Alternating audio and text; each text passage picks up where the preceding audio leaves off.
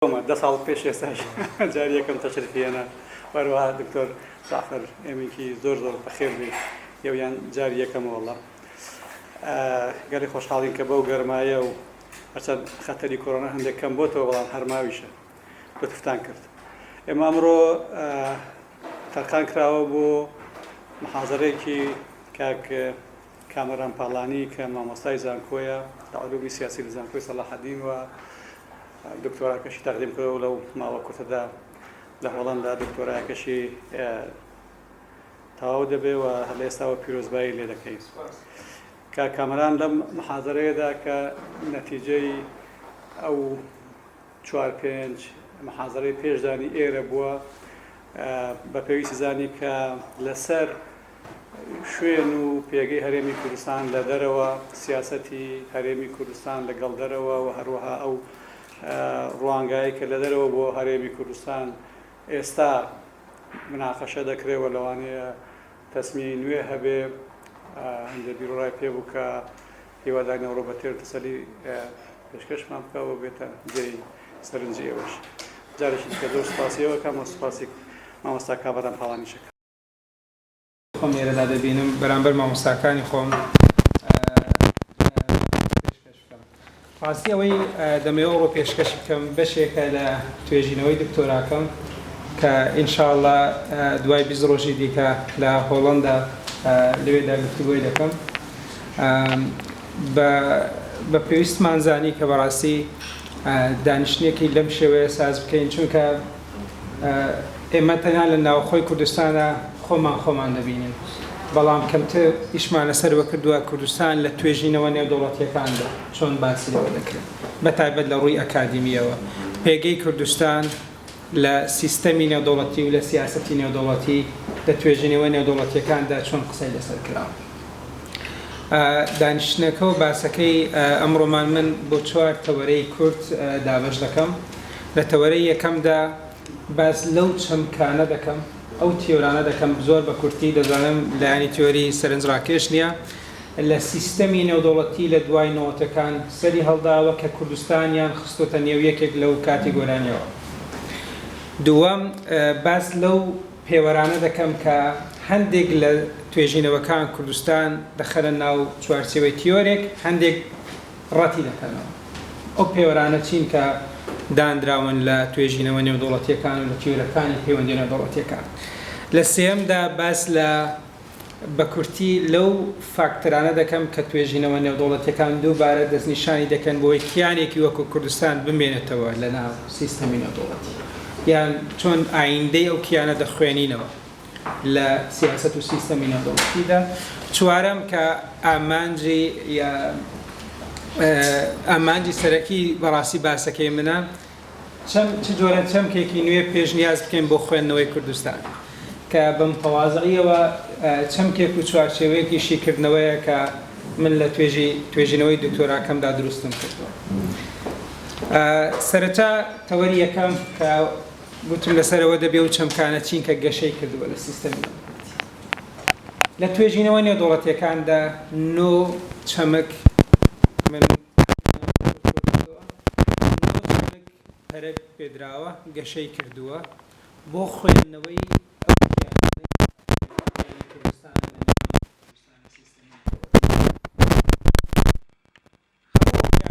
لە نێوان دەوڵەت و نادەوڵەتیدا یعنی لە نێوان ناونیشانی دەوڵەتن و لە نێوان نادەوڵەتیدان لەو نێوەندەدا دەسوڕێنەوە نۆ چەمک گەشەی کردووە لە پەیوەندی نێودەوڵەتیەکان. هەندێک لە زاناکان سکۆلارەکان کوردستان دەخەنە ناوی هەندێکیان ڕەتی دەکەنەوە. من لە کۆتاییدا بە کورتی بازەوە دەکەم خەلەلەکە لەکوێدا بۆچی هەندێک دەیخەنە ناو یەکێک لەو چەمکانە هەندێک دووری دەخەنەوە. یەکەم چەمک کە زۆر باوترینیانە چەمکی دەوڵەتی ئەمری واقعە بۆ یەکەم جار زانایەک لە ساڵی 1998 نایب لە سیستەمی نێودەوڵەتیدا پێناسەی دەوڵەتی ئەمری واقع دەکات. یعنی ئەو چەمکە دروست دەکاتن بنەمای بۆدا دەڕێژێتن. ئەمە یەکێکە لەو کاتیگۆرانەی کە بەشێک لە توێژینەوەکان کوردستان دەخەنە ناوی هەندێک ڕەتی دەکەنەوە. دوو چەمکی دەوڵەتی ناکۆکی لەسەرمان هەیە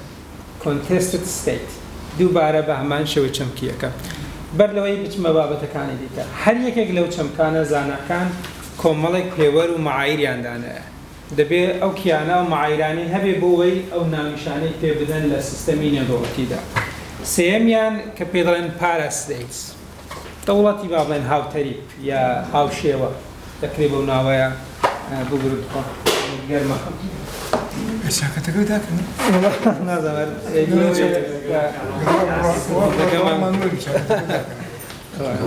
ببورە چوارچێوەیەکی شیکردنەوەی دیکە چوارچێوەی شیکردنەوەیەکی دیکە پێی دەڵێن دەوڵەتە دان پێدانراوەکان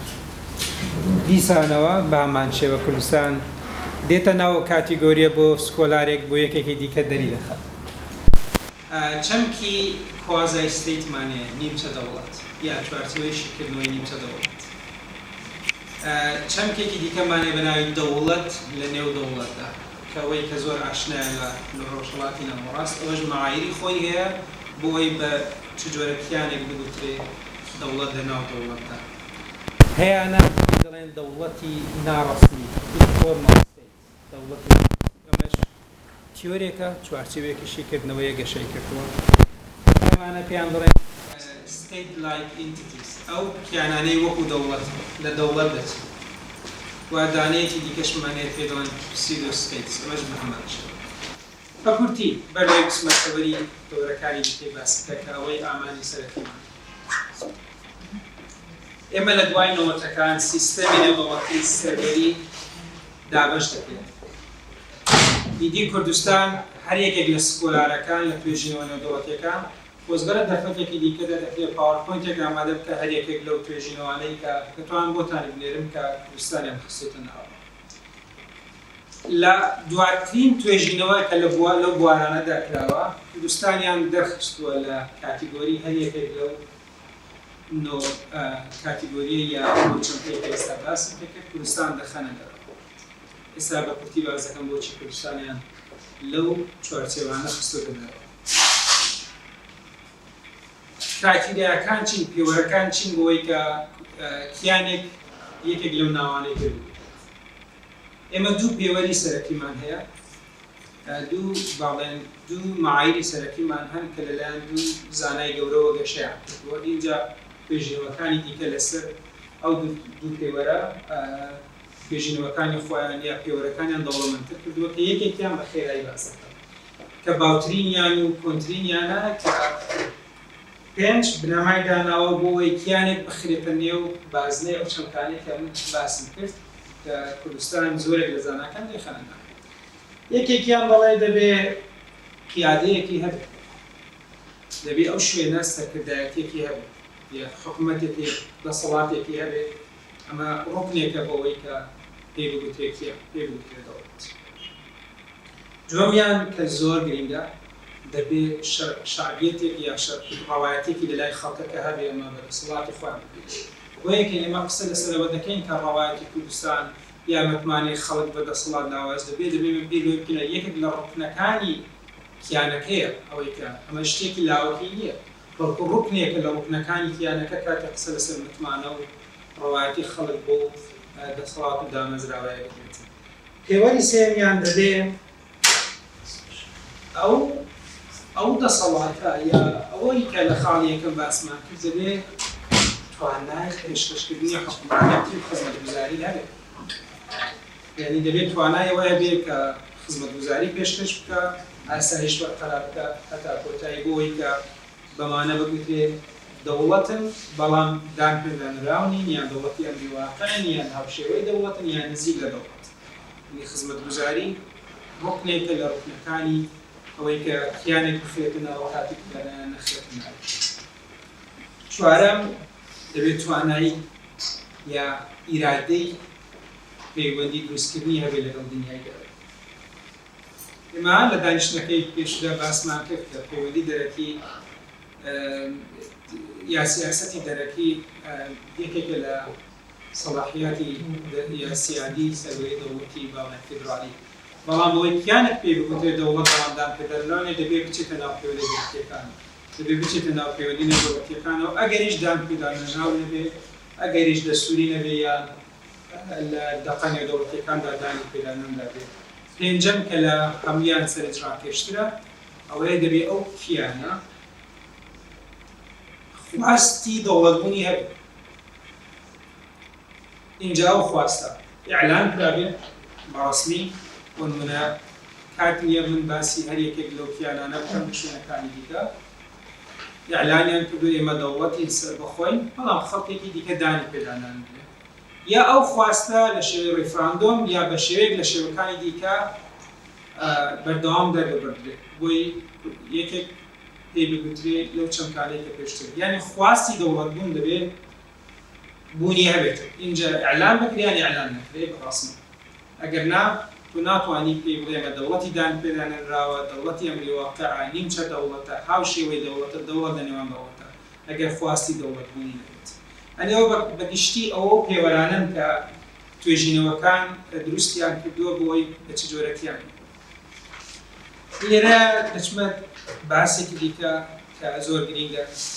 هەموو توێژینەوانە بەڕێزان هەموو توێژینەوانە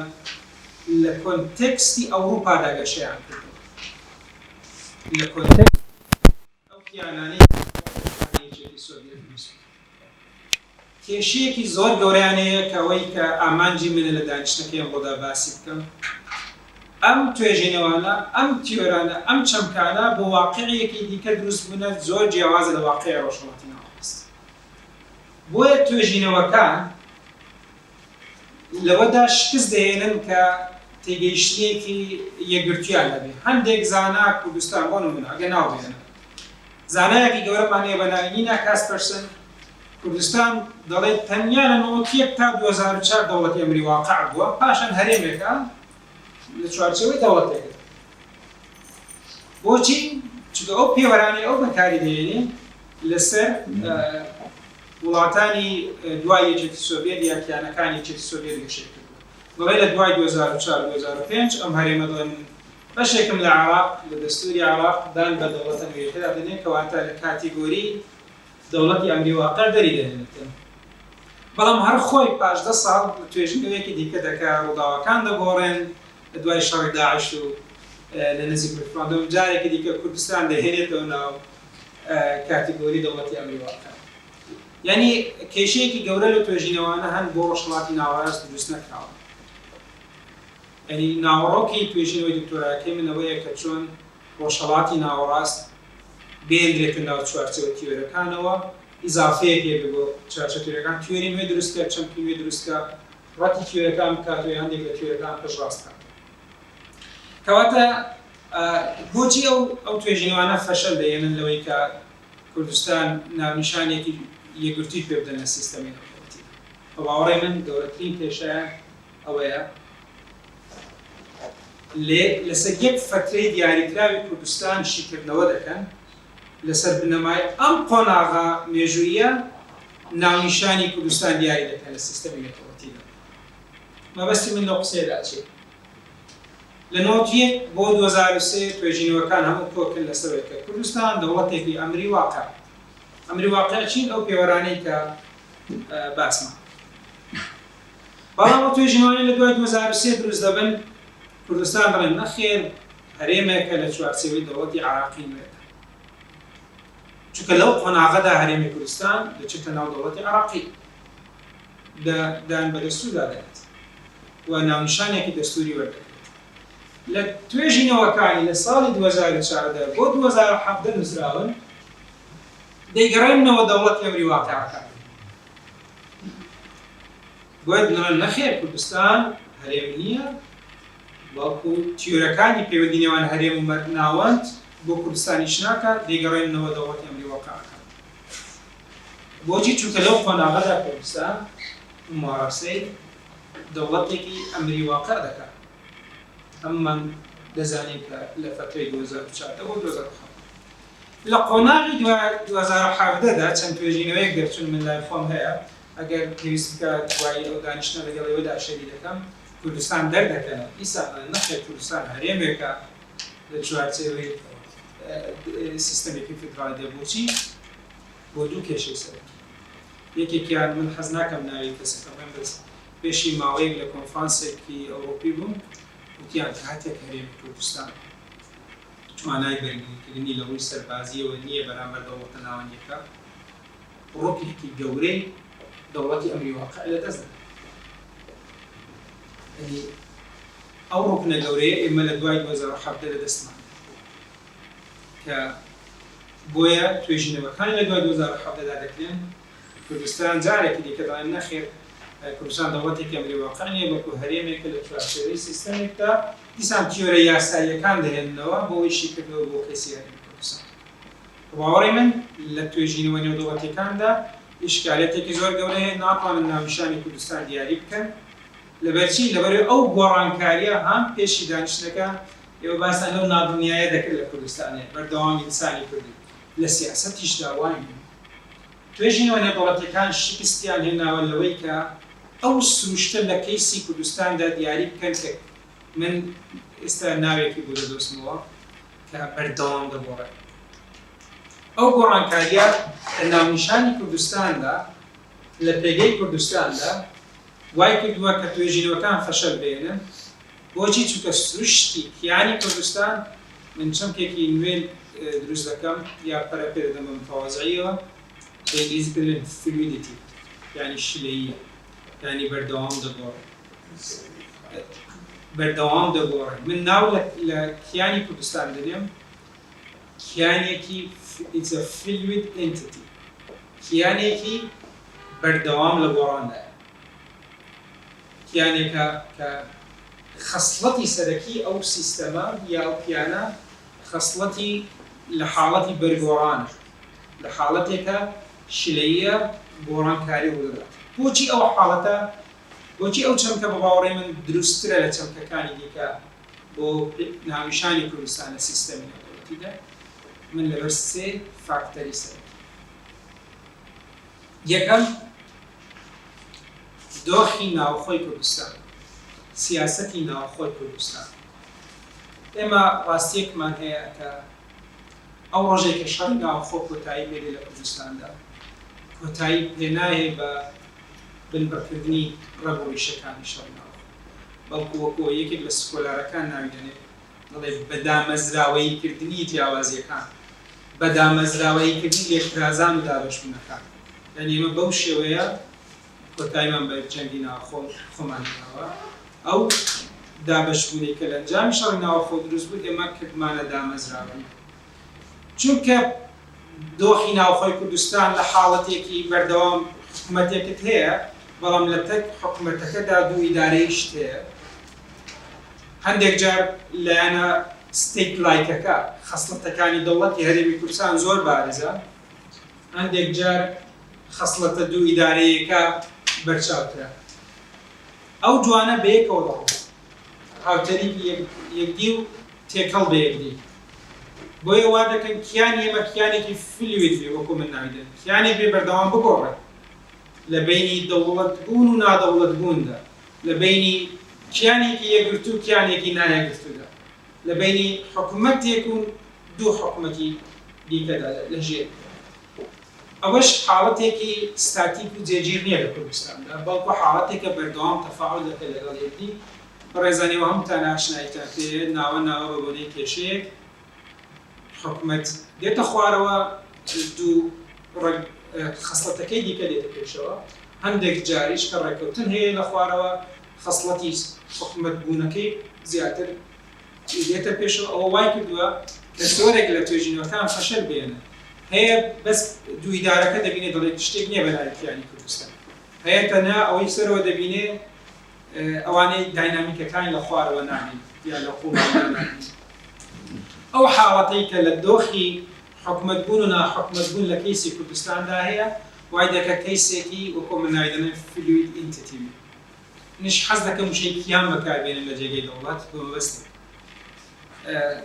ئەمە باسێکی تیۆری دیکەیە خۆی ئەوانەی کە ئەو کیانانەی وەکو ئێمە کە دەوڵەت نین ئەمە ڕخنەیەکە لە سیستەمی دەوڵەت عیبێکی گەورەی سیستەمی دەوڵەتیە کە لەسەر بنەوای دەوڵەت دروست بووە کە تۆ یا دەوڵەتی یا دەوڵەت نی ئەگەر نا بوونێکی یاساییدان پێدادەنراوە نییە. بۆیە بەشێک لە سکۆلارەکان باوەڕیان وایە وشەی دەوڵەت بەکار نەهێنرێت چونکە خۆت قوربانی ئەو سیستەمە لە جێگەیەوەدا وشەی کیان وشەیەکی فراوانترە فلێکسیبڵترە نەرمترە و واقعیتریشە لەگەڵ ژینگەی ئێمەدا. ئەوە خاڵی یەکەم یا فاکتەری یەکەم وا دەکات ناونیشانی کوردستان لە سیستەمی نێودەوڵەتیدا ڕوون نەبێت، ڕۆشن نەبێت. چونکە لە ناوەخۆی خۆیدا ئەم داینامیکی حکوومەت و ناحکوومەتیە لەگەڵ یەکدیدا دەڕۆ کە باوەڕی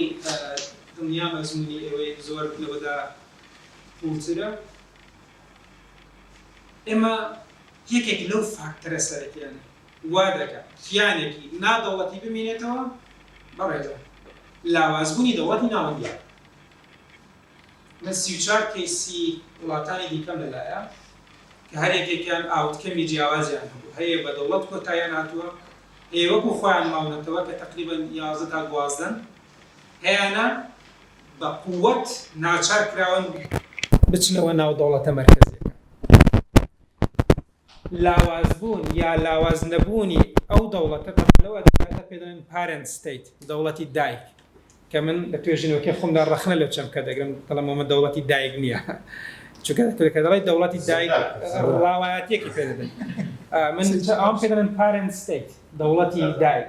من دەڵێم نا ئەمە دەوڵەتی بیس ستیت، دەوڵەتێکە کە تۆ لەوەیە دەتەوێت لێی جا ببیەوە، دایکی تو نییە. چونکە بەکارهێنانی دایکەکە ڕەوایەتی دانە بۆ منزومەیە کە هەیە لە سیستەمی نێودەوڵەتیدا. بەڵانسی هێز لە نێوان کوردستان لەگەڵ بەغدایە بەردەوام لە گۆڕاندایە. ئەو گۆڕانکاریە لە هاوسەنگی هێز لە نێوان بەغدا و هەولێر دروست دەبێتن، وا دەکات کاریگەری لەسەر ناونیشانەکەشی دروستکە. ئایا دەوڵەتێکی ئەمری واقعە یا هەرێمێکی فیدرالیە یان شتێکی دیکە. ئێمە نمونەمان زۆرە. بۆ نمونە لە ئەگەر هەڵە نەبم لە فترەی دوای لە نێوان 2014 بۆ 2017 سەرۆکی هەرێم یەک جار بزانام سەردانی بەغدای کردووە. ڕاستە لەو لە نێوان 2014 تا 2017 ئەوەی کە بەڕەسمی یەک جار پێم وایە لەگەڵ عەبادیدا دانیشتووە. ئەو فترەیە بەڵانسی هێز ئاوای دەخواست، بۆیە کاریگەری لەسەر ناونیشانەکەشی تۆش دروست کردو. چ زۆرە کیانێکی لە سیستەم دەبوو. لەو فترەیەدا وەزیری بەرگری ئەڵمانیا یا 4 جار یا 5 جار دێتە کوردستان. ئەمەش حاڵەتێکی بێوێنەیە لە مامەڵەکردنی وڵاتێکی وەکو ئەڵمانیا لەگەڵ کیانێکی ناونەوڵەتیدا، چونکە فترەی بەڵانسی هێز بەو شێوەیە.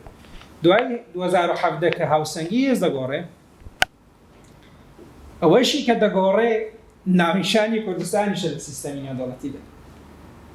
بۆیە توێژینەوە نێودەوڵەتیەکان لە دوای 2017 زیاتر کوردستان تیۆری هەرێم و دەوڵەتی فیدرالی بەکاردێنن نەوەک تیۆری دەوڵەتی ئەمری واقع. و بە ماوەڕ منەوە هەڵەیەکە، چونکە پەیوەندی نێوان ئەو کیانە لەگەڵ بەغدا لەسەر بنەمای دەستور و یاسادانە ڕێژراوە، بەڵکو لەسەر بنەمای هاوسەنگی هێز و هاوسەنگی هێزیش بەردەوام لە دۆخێکی فلویدیتیدایە، لە دۆخێکی گۆڕاندایە. هەر کاتێک هاوسەنگی هێزەکە گۆڕا ناونیشانەکەش گۆڕانی بەسەردانێت. سێمیان بەڕایەوە ئێمە ڕاهەندی یەکەم ڕاهەندی ناوخۆیی بوو کە گوتمان وا دەکە کیانی کوردستان لە ناونیشانێکی ناڕۆشنیە بێ. دووەم هاوسەنگی هێز لە نێوان بۆ خاتری شیکردنەوە باچەمکی دەوڵەتی دایکەکە بەکاربێنین لە دوێنی دەوڵەتی دایکەوە و دەوڵەت ئەمری واقعە کە بەردەوام لە گۆڕانکاریدایە. سێمیان پشتگیری نێودەوڵەتیە. سێمیان مامەڵەکردنی دنیای نێودەوڵەتیە لەگەڵ ئەو کیانەدا. من لێرە وەکو قوتابیەک دووبارە ئەو شتە دەڵێم سیاسەتی نێودەوڵەتی لەسەر بنەمای بەرژەوەندی و واقع دروست بوو. وایە سادەترین قسەی لەسەر سیستەمی نێودەوڵەتیدا. پشتگیری نێودەوڵەتیش لەسەر بنەمای بەرژەوەندی واقع تا سەر بەردەوام ناوی بەڵکو بەردەوام لە گۆڕاندا. من ئێستا لە نوێترین توێژینەوەمدا ئینشاڵڵا کە تەواو بوو لەگەڵەوە باس دەکەم، بەس باس لەسەر ئەو ناونیشانانە دەکەم کە لە خیتابی ئەمریکیەکان بۆ کوردستان بەکاریان هێناوە. بۆ نمونە جارێک ترامپ سەرۆکی ئەمریکا دەڵێ سەرۆکی کوردستان کە بانگێشتی دەکە و کە دەیناسێنیت جاری وایە دەڵێن هەر ناوی کوردستان نایەنێ جاری وایە دەڵێن هەرێمی کوردستان لە چوارچێوەی دەوڵەتێکی عێراقدا چەندین ناونیشان بەس لە خیتابی دیبلۆماتە ئەمریکیەکان بەرامبەر کوردستان بەکارهێنراوە بۆچی؟ چونکە هەر یەکێکیان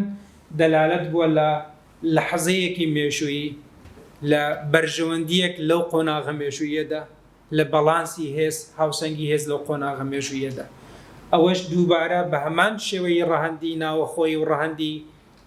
کوردستان لەگەڵ بەغدا ڕەهەندی نێودەوڵەتیش بەردەوام لە گۆڕانکاریدا بووە وای کردووە کیانی کوردستان کیانێک بێ کە ڕۆشن نەبێ لە سیستەمی نێودەوڵەتیدا ناڕوون بێ لە سیستەمی نێودەوڵەتیدا بۆچی؟ چونکە پشتگیری نێودەوڵەتی تێگەیشتنی کۆمەڵگای نێودەوڵەتی بۆ کیانە لەسەر بنەمای هێز و بەرژەوەندی دروست بووە بە هێز و بەرژەوەندیش لە حاڵەتێکی وەکو سەعاتدایە کە بەردەوام دەگۆڕێتن لە سیستەمی نێودەوڵەتیدا ئەوە وا دەکە کە بۆ توێژینەوە نێودەوڵەتیەکان بۆ توێژەرە نێودەوڵەتیەکان تووشی کێشەیەکی یەکجار گەورە بن توێژەرێک هەر بۆ خۆی جارێک کوردستان دەڵێت دەوڵەتی ئەمریکا واقعیا جارێک دەری دێنی بەواڕی من بۆی لەو کێشەیەدا دەرباز بین لە ڕووی ئەکادمیەوە لە ڕووی شیکردنەوەەوە دەبێت دان بۆ دابنێن کە کوردستان کیانێکی بەرگۆڕاوە کیانێکە لە گۆڕانی ناونیشانەکەی قەزم لە پێگەی و لە سیاسەتی نێودەوڵەتی لە گۆڕاندایە و ئەو فاکتەرانە چینکەوەی وا دەکە ئەو کیانە بەو شێوەیە بێ ئەو سێ ڕەهەندەیە کە باسمان کرد من بەر لەوەی کۆتایی بە باسەکەم بێن و دەرگای گفتوگۆ لەگەڵ یەکدیدا بکەینەوە وەکو لە باسم کرد باس لەو فاکتەرانە بکەین کە ئەم جۆرە کیانە لە سیستەمی نێودەوڵەتیدا دەمێننەوە من بە خێرایی باسم دەکەم گفتوگۆکان لێ دەکەم من لیتریچەر ڕڤیویەکەم کردووە ینی پێداچنەوەی توێژینەوەکانی پێشوو هەموو ئەو توێژینەوانە کراون 5 فاکتەری سەرەکیان دەستنیشان کردووە بۆی کیانێک کە دەوڵەت نییە بمێنێتەوە لە ناو سیستەمی نێودەوڵەتیدا یان بۆی شیکردنەوە بۆ ئاینەکەی یەکەمیان پێی دەڵێن نیشتیمان سازی نیشن بیلدینگ نیشتیمان سازی جیاوازە لەگەڵ دەوڵەت سازی دەوڵەت سازی وەکو بۆ هەمومان ناشنایە لایەنە ڕقەکەیە دروستکردنی دامەزراوەیە ئاسایشە دادگایە نیشتیمان سازی لایەنە ڕوحی و ناسنامەیەکەیە تا چەند ئەم کیانە نیشتیمانێکی بۆ خۆی دروست کردووە لە دەرەوەی دەوڵەتدا ئەو پرسیارە بۆ خۆمان لێگەڕن ئایا کوردستان نیشتیمانێکی دروست کردووە لە ماوەی 30 ساڵی ڕابردوو لە دەرەوەی دەوڵەت دووەمیان کە بەڕاستی من حەز دەکەم ئێوە گفتوگۆی لەسەر بکەن هێزی عەسکەریە کیانێکی نادەوڵەتی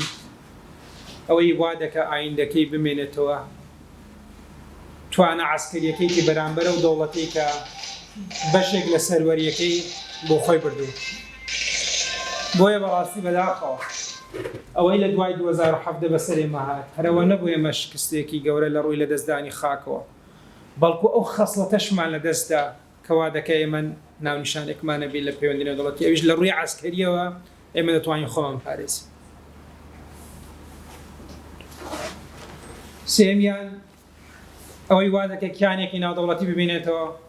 لاوازبوونی دەوڵەتە ناوەندێکەیە ئەمەش جێگە قسەی لەسەرە بەڕاستی هەیە پێیوە بەهێزبوونی عێراق بۆ کوردستان باشە یا لاوازبوونی عێراق بۆ کوردستان باشە بەڵام ئەوەی توێژینەوەکان لەسەری کۆکن یا زۆربەی توێژینەوەکان لەسەری کۆکن ئەوەی ئایدێ و کیانە وەکو کیانێکی ناودەوڵەتی دەهێنێتەوە کیانی ناودەوڵەتی چییە؟ ممارەسەی خەسڵەتەکانی دەوڵەت دەکەی بەڵام دان پێدانەنراوی دانت پێدانێت ئەوەیە لاوازبوونی ئەو دەوڵەتەیە کە تۆ بەشێک لە سەروەریەکەت بردوو یا دروستت کردو بۆیە بەڕاستی من هەر لە حەزەیە کە لە بەغدا بەرەو بەهێزیان لاوازی بڕوامە قسەمان لەسەر هێز و لاوازی لێرە طبعاً دەوڵەتێکی بەهێزی دیموکراسی و ڕەوا بۆ لە بەغدا دروست بێ ڕەنگە بۆ کوردستان باش بە مەس قسەمان لەسەر لایەنە ڕەوایەتیەکەوە نییە قسەمان لەسەر دەوڵەتێکی بەهێز لە ڕووی عەسکەریەوە دروست بێت توانایی وەیە بێ هەموو بەشەکانی ئەوەی کە لە ڕووی یاساییە و بەشێکە لە وڵاتەکە بۆ خۆی یا کۆنتترۆلی خۆیدا بەسەر بسەپێنێت. بۆیە خوێندنەوەی ئایندەی کوردستان بەشێکی پەیوەندە بەوەی کە بەغدا بەرەو بەهێزی دەڕۆیان بەرەو لاوازی دەڕۆ، بۆی لە ئایندەی خۆمان تێبگەین کە چ ئایندەیەکمان. چارەم پشتگیری نێودەوڵەتیە. بەڕێزان، پشتگیری نێودەوڵەتی بۆ کیانێکی نادەوڵەتی شتێکی لاوەکی نییە، یا باشە یان خراپ، بەڵکو ڕوکنێکە لە ڕوکنەکانی مانەوەی. اینجا دوو جۆر لە فۆرمی پشتگیری نێودەوڵەتیمانەیە لە کیانە نادەوڵەتیەکە. هەیەە پێی دەڵێن patron state، بۆ نمونەوەی تورکیا لەگەڵ قوبرسی باکوور دەیکا، یا رووسیا لەگەڵ هەندێک کیاندا دەیکا، ڕاستەوە خۆ دانی پێدادنێ وەکو دەوڵەت، سنووری بۆ کردوتەوە و هەموو شتێکی بۆ دەکا. ئەوەی کەیسی کوردستان جیا دەکاتەوە لەگەڵ هەمووەکانی دیکە، ئێمە patron stateمان نییە، یەک دەوڵەتمان نییە، بەڵکو کۆمەڵگای نێودەوڵەتیمانەیە. فەرقەکە لەوەیە. بۆ کوردستان international community هەیە، نەک تاکە دەوڵەتی. بۆیە بەڕاستی هەر هەنگاوێک لە کوردستان بە پێچەوانەی نزیک بوونەوەی بێ لە کۆمەڵگای نێودەوڵەتی لە دژی ئایندێکیانەکەیە، وات هەوڵێک یعنی نزیکردنەوەی کوردستان بێ لە کۆمەڵگای نێودەوڵەتی لە بەرژەوەندی پاراستنی ئایندەکەیەتی لە سیستەمی نێودەوڵەتیدا. پێنجەم، ئایا سیستەمی نێودەوڵەتی لەو فترەیەدا بەرەو چ بنەمایەک دەڕوات؟ بۆ نمونە ئایا سیستەمی نێودەوڵەتی لەو قۆناغەدا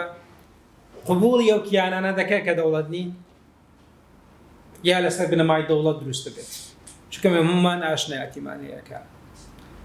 هەندێک قۆناغی مێژوویی تەنها لەگەڵ دەوڵەتدا مامەڵەکراوە،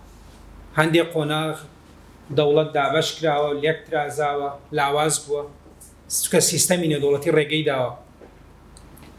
من بەڕاستی من نازانم سیستەمی نێودەوڵەتی بەرەو چ ئاراستەیەکدا دەڕواتن، بەڵام لە سەردەمی ترامپ بە پێچەوانەی ئاراستەی کیانە نادەوڵەتیەکان ڕۆیشت. ئەوەی کە لە ڕۆژاوای کوردستان، ئەوەی کە لە ڕێفراندۆم ڕوویدا، بەشێکی گەورەی پەیوەندی بەوە بوو کە سیستەمی نێودەوڵەتی لەو لەحزەی مێژوویەیە دژی دابەشکردنی سەروەری دەوڵەت بوو. ئێمە خوێندنەوەیەکی دروستمان بۆ نەکرد، بەڵکو لەگەڵ پاراستنی ستیت بوو وەکو وەحدەیەکی سەرەکی لە سیستەمی نێودەوڵەتیدا.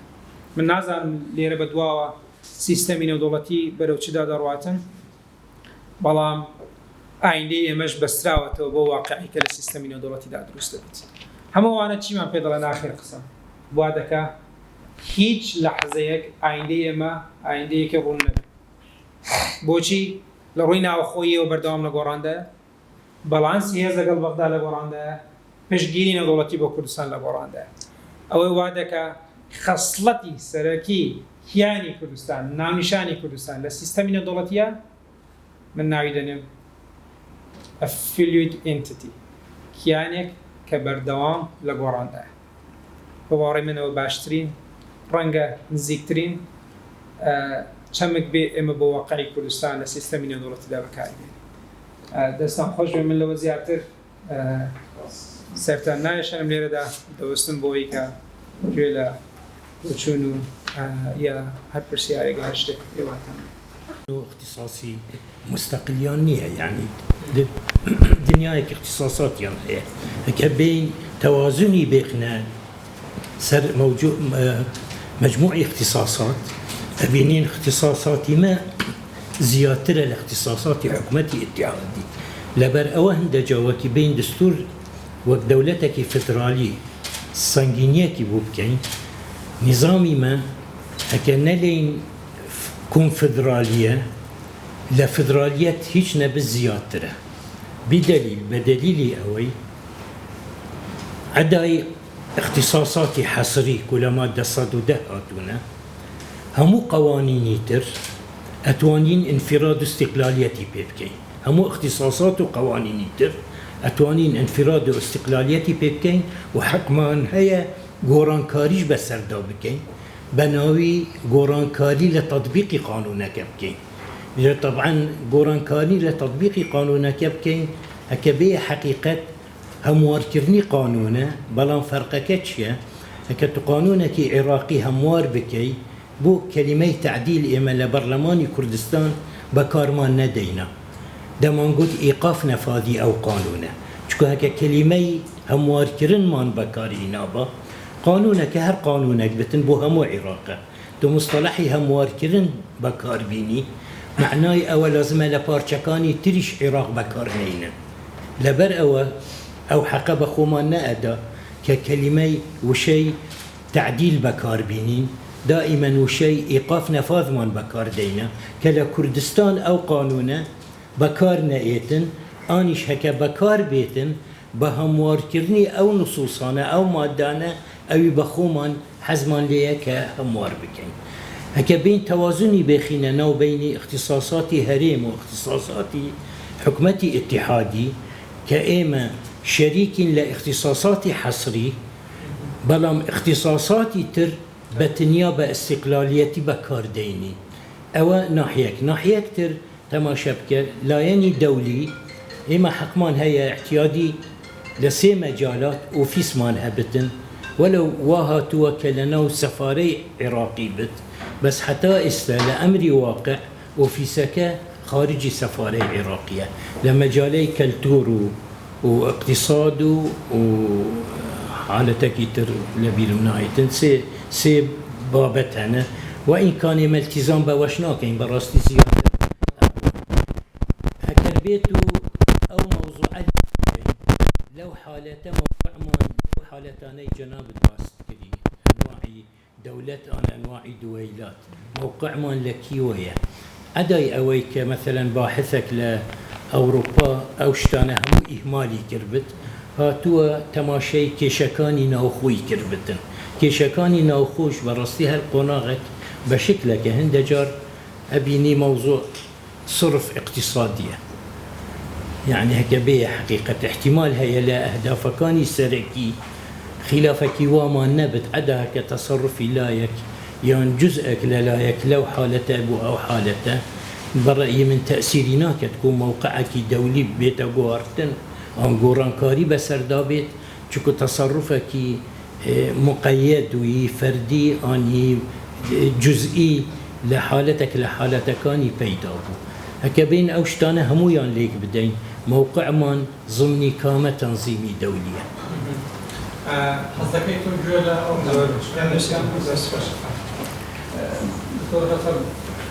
بەڵێ کاکە دەستخۆشی لێ دەکەم پیرۆزی ئینشاڵڵا بۆ جوانە باسێکی بەحسەکە مەیدانیە نەزاریە چلیتۆرێکی بەکارهێناوە بەڵێ بۆ هەمووانەوە خۆش نەبێت وەڵام بەلایەوە گرنگە پرسیارێکیشم هەبوو پێوەرەکان بۆ ئەوەی کە ئەوە بە دیفاکتۆ حساب بکرێ بە دەوڵەت یا بە هەر کیانێکی کرد هێز پێوەرەکان لەناو پێوەرەکاندا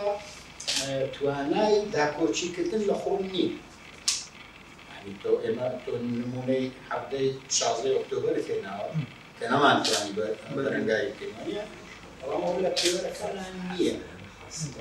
بۆیش ئەم من کەواتە لەگەڵ ئەو ڕەیەم وڵا ئەوەی لە نۆتیەکەوە هەتا 2003 ئێمە دیفاکتۆ بووین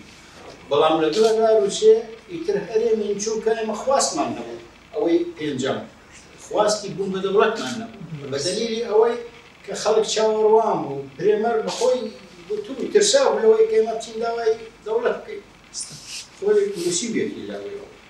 کەچی ئێمە داوامان نەکرد و خواستمان نەبوو جارێکیان لە بیرمان ببورن ئەو مەوزوعە هەر لە کاتی هێرشی ئەمریکا وەسەر عێراق هەر ئەو شەوە کە گەیشتبوونە کەربەلا و حیلەوە ئەوە لە ATV مقابلەیان لەگەڵ کردم ڕەئی چێ لەسەرەوە گوتم وەڵاوە ڕووداوێکی زۆر گەورەیە وڵاتێک داگیر ئەکرێ و ئێمە کێشەمان هەیە لەگەڵ ئەو دەوڵەتە حەق وایە ئێمە بەبێ دەستکەوتێکی شایستە ئەوە تێنەپەڕێنینەوە ڕووداوە برادەریم پێشکەشکار پێکەنینێکی بێها بە قسەکەی من پرسیارێکی زۆر ساکاریشی لێکردن بە حساب دەویست هەر تێپەڕێنی خواستی دەوڵەت بوونمان نەبووێمە کەچی ئەو ڕووداوە گەورە جیهانیە ڕوویدا ڕووداوێکی جیهانی بوو کاکە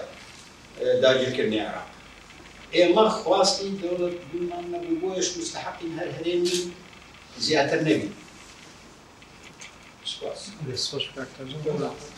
براستيش موفق ولا تشكيل أمامكم وي يعني مصطلحي كان تصور لكم فرق استفادتي يعني ولي تعريف يعني يكون بكيان فعلا مايا يعني أو حقتك كباحث كانش توشي أو برزي ونسبية ببن تصور لكم واقعي ما واقع يعني تعريفي واقعي كيوا متغير هل هذا بيتن ديفاكتو دبيتن ودولة لنا ودولة دبيتن ده جهر عرب كان خويا تعريف هي ما عندك ده يقول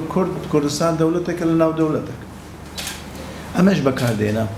تصور ده كما هو تعريف أي ما بخودك بالنسبة إما تصور ده كما هو درسته إما لبين قضية قومية وقضية كانت بيوت ئایندەیەک بۆ خەڵکی ئەم هەرێمە دابین بکە لە وڵاتێکی مەدەنی دیموکراسی لە بینی ئەوەدا ئێمە لەوێ چەقبەستۆ بووین ئەوە حقەتەکە لە 2003 ئەوەی جەنابیان باس کرد ئێمە لەبەر دەروازایەک بوو ئایا نەگەڕینەوە بەغدا ئەو سێ پارێزگای بپارێزین و هەر دەوڵەتی دیفاکتۆ بەردەوام بیتن ئەوەی پێشتر یان بگەڕێنەوەی بەغداکی نوێ بەغدا کە ئەمریکا هەموو پێشبینیەکان وا دەکران کە ئەمریکا دێت یعنی عەلەقەل ئەو مودیلەی لە ئەڵمانیا بۆ دوای حەربی عالەمی دووەم لە یابان بوو ناگەڕێنەوە تا فعلا ئاساواری دیکتاتۆریش نەهێڵن ئێمە لەوەدا بەڕاستی تووشی ئەو سوء تەقدیرە بووین سوء ئیجتیهادە بووین یعنی کات 2017 دوای ڕەفەرەندوم ئێمە چوین بۆ نەجەف ئەوەک دروست کرا بوو پانێلێک دروست کرا بوو 6 حزبی کوردستانی بوون لەگەڵ 6 حزبی شیعی چاویان لە ئێمە بوو کە ئێمە چی دەڵێن لە دوای ڕەفەرەندوم حەقەت گوتمان ئێمە 2003 خۆمان گرفتی ئێمە بوو نەگرفتی ئێوە بوو گرفتێک ئێمە هەمان بوو قەزیە خۆی نەتەوەی قەزیە کوردی یعنی ئێستاش یعنی لە چوارچێوەی نەتەوەی خەڵک تەماشای ئێمە دەکەن ئەوەی باسی ئێمە دەکەم چوارچێوەی نەتەوەی ئەو تاریفانە دێ گوتم ئێمە ملەتی ئێمە جارێکی تر 2003 ئێمە ئێعلانی دەوڵەتمان کرد بە یعنی نەگەڕا باینە بەغدا دابەش دەبووی نیوەی کوردستان خەڵکی کوردستان لە دەرەوەی هەرێم دەما نیوی ترش لەناو هەرێم دەما جارێکی تر خۆمان بەدەستی خۆماندا سایکسپیکۆیەکی ترمان دەکرد گوتم ماو کاتە قەناعەتی مەوا بوو بگەڕێینەوە بەغدا دەوڵەتێکی مەدەنی دیموکراسی گەورە دروستەکەی کەوا دەرنەچوو دەوڵەتێکی مەزهەبی و بە شێوازێکی وا متەخەلف دروستکرا لە بەغدا ژیان تێدا نەما ئێمە هاتین بۆ ڕەفراندوم ئێمە پەشیمانین لە ڕەفراندوم تەسەوەر دەکەم یعنی ڕەنگە بۆ ئایندا ئێمە ئەوەی جەنابەت تەرح دەکەی ئەوەی شل تەسەوەر دەکەم ئێمە ئیعادەت نەزەر لەوەدا بکەین چونکە مەسەلە شل نییە مەسەلە ئێمە هەرێمێکی دستوریمان هەیە ناومان لێناوە قبولمان کردەوە لە ئێمە هەرێمێک بین لە ناو دەوڵەتێکدا یعنی ناو دەوڵەتێکدا و ئەوەی کاک فرسەت گوتی لە ئەڵمانیا ستێتە لە ئەمریکا ستێتە لە هەندە هەرێم لە ئیسپانیا و غیر ماکاو مۆدێلەکە لەو مۆدێلانەی کە تەسەوەر دەکەم ئێمە ماوەیەک دراستمان لەسەر کرد لە ماکاو پەسپۆرتیان جیاوازە و هەرێمێکی جیاوازە یعنی پەسپۆرت جیاوازە زۆر مەسائلی وان بە دەوڵەتی تەواو دەچن یعنی واقعی ئێمەی کوردستان ڕەنگە هەندێک بەراوردیەک شێوازێکی مقارن لەگەڵ هەندێک ئەو مۆدێلی دنیادا ئێمە باشتر لە واقعی خۆماندا باشتر تێبگەین سوپاست دەکەین دەست خۆش مانی هەرێمی کوردستان بخرێتە ناو یەکێک لە چەمکانەی کە باستان کردەوە زیاتر پەیوەستە بە وەزعی ناوخۆیی کوردستان ئەمە مەسەلەن تاکو ئێستا ئەو مەشاکلانەی داخلی هەیە چ لە ناحیەی بوونی جۆرە دوو نەوە ئیدارەیەک یاخود بوونی دوو هێز یاخود بوونی یاخود وەکو ئێمە وەکو بۆمان یعنی بەشێک لە کوردستان داوای ئەکرد جیابێتەوە لەم هەرێمە ئەمە تەڵعاً شتێکی زۆر ئەوەیە یعنی زەربەیەکی گەلە گەورەیە بۆ ئەوەی هەر مفەکرێک هەر نووسەرێک هەر لە ئەو لە دوا ڕۆژدا باسی ئەم هەرێمە بکە کە ئایا چەند متەنعیە بۆ ئەوەی ببێتە کیانێکی سەربەخۆ ئەمە لەلایەکەوە هەموو ئەگەڕێتەوە بۆ مەسائلی ناوخۆ تەرتیبکردنی وەزعی داخلی ناوخۆی کوردستان و پشتگیری نێودەوڵەتیش ڕنگدانەوەی وەزعی ناوخۆیی کوردستان چەند ئێمە بەخۆتبین لە ناوخۆ چەند ڕێگەی شتەکان پشتگیری نێودەوڵەتی زیاتر بەرەو پێشمان دێت ڕەنگ نەگاتە مەسەلەی پشتگیری لە دەوڵەتی سەربەخۆ دروستکردن بەڵام لە زۆر مەجالاتی ترە یعنی متمانە ئەدرێ بە بەردەوامبوونی ئەو کیانەی کە ئێمە ئەمانە ئێستا و تەتەوەرکردنی و بەرەو پێشچوونی لە دوا ڕۆژدا من یەک سوالم هەبوو ئەو پێوەرانەی کە باسان کرد بۆ بەردەوامی یاخود بۆ ناسنامەیەک بۆ ئەو کیانە یعنی دەستنیشان بکرێت پێوەرەکان زیاتر سیاسینە یاخود ڕغبەتی ملەتەکەیە یاخود شتە بەس باسی ئایا پێوەری ئابووری چییە؟ ئایا ئەم کیانە ئەتوانی کە نیمچە دەوڵەتە یاخود کانێکە ئەتوانی سەربەخۆیی ئابووری هەبێت ئایا ئەمە چەند تەئسیرەکە؟ ئایا مەسەلەن کە ئێستا یاخود ڕەبتە بە مەرکەزەوە ئەگە مەرکەز ئەوە بکات یعنی ئابووریەکەی یاخود داهاتەکەی لێ ببڕی ئەم کیانە چی بێت یعنی ناحەی ئابووریش ئەمەش نقطەیەکە کە دەبێت بکەیتە ناو پێوەرەکانی کە زۆر سپاس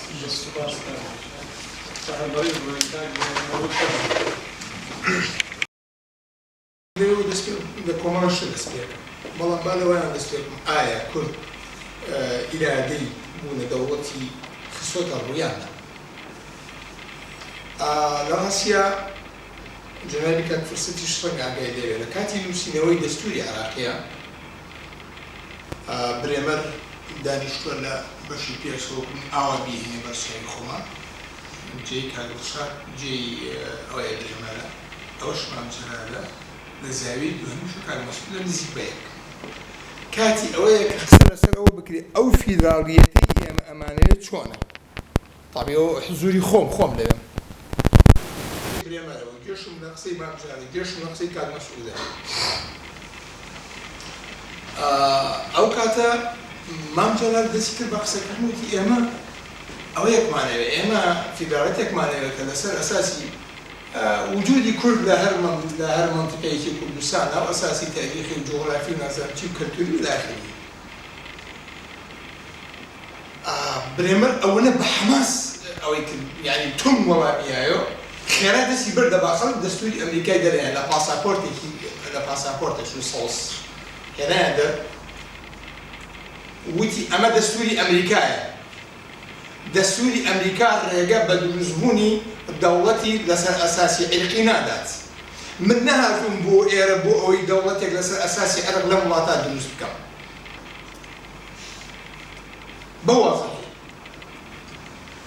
ئێوەڵاوانش هەموو حەپەسان ئەم گەرمی و تونیە چییە؟ تابی زۆری درێژەیە هەر دەسوولەکەشی بەدەستم هەر ئەوە کۆڵێنە حەماس دەچی زۆر خۆی مامی کرد لەگەڵ خەسەکان تاوای هات وتمان باشە لەسەر حقائقی جغرافیە عینی خەزیەکە الوجود القومي لا أبين الوجود القومي لا أبين الحقائق الجغرافية والتاريخية والتراثية والنازمتية وشتان روش ثقافي شتيا وأزام أجر سيد ما تكبك لينا في دارتها ونصراو لبروا درجة خستن لفيدرالية لمسألة قضايا دعوة كدني سنور يقلاني كم بو أمهم كيشمة كأم ذاته وغيري أما خليجيني وأم فيدرالية هشتا فيدرالية هشتا أمريكي واقعي بجغرافيا شو أمري واقع بلان بجغرافيا جغرافيا كي خويني هل اللي مسألة أو ككردستان شون جغرافيا كي خوي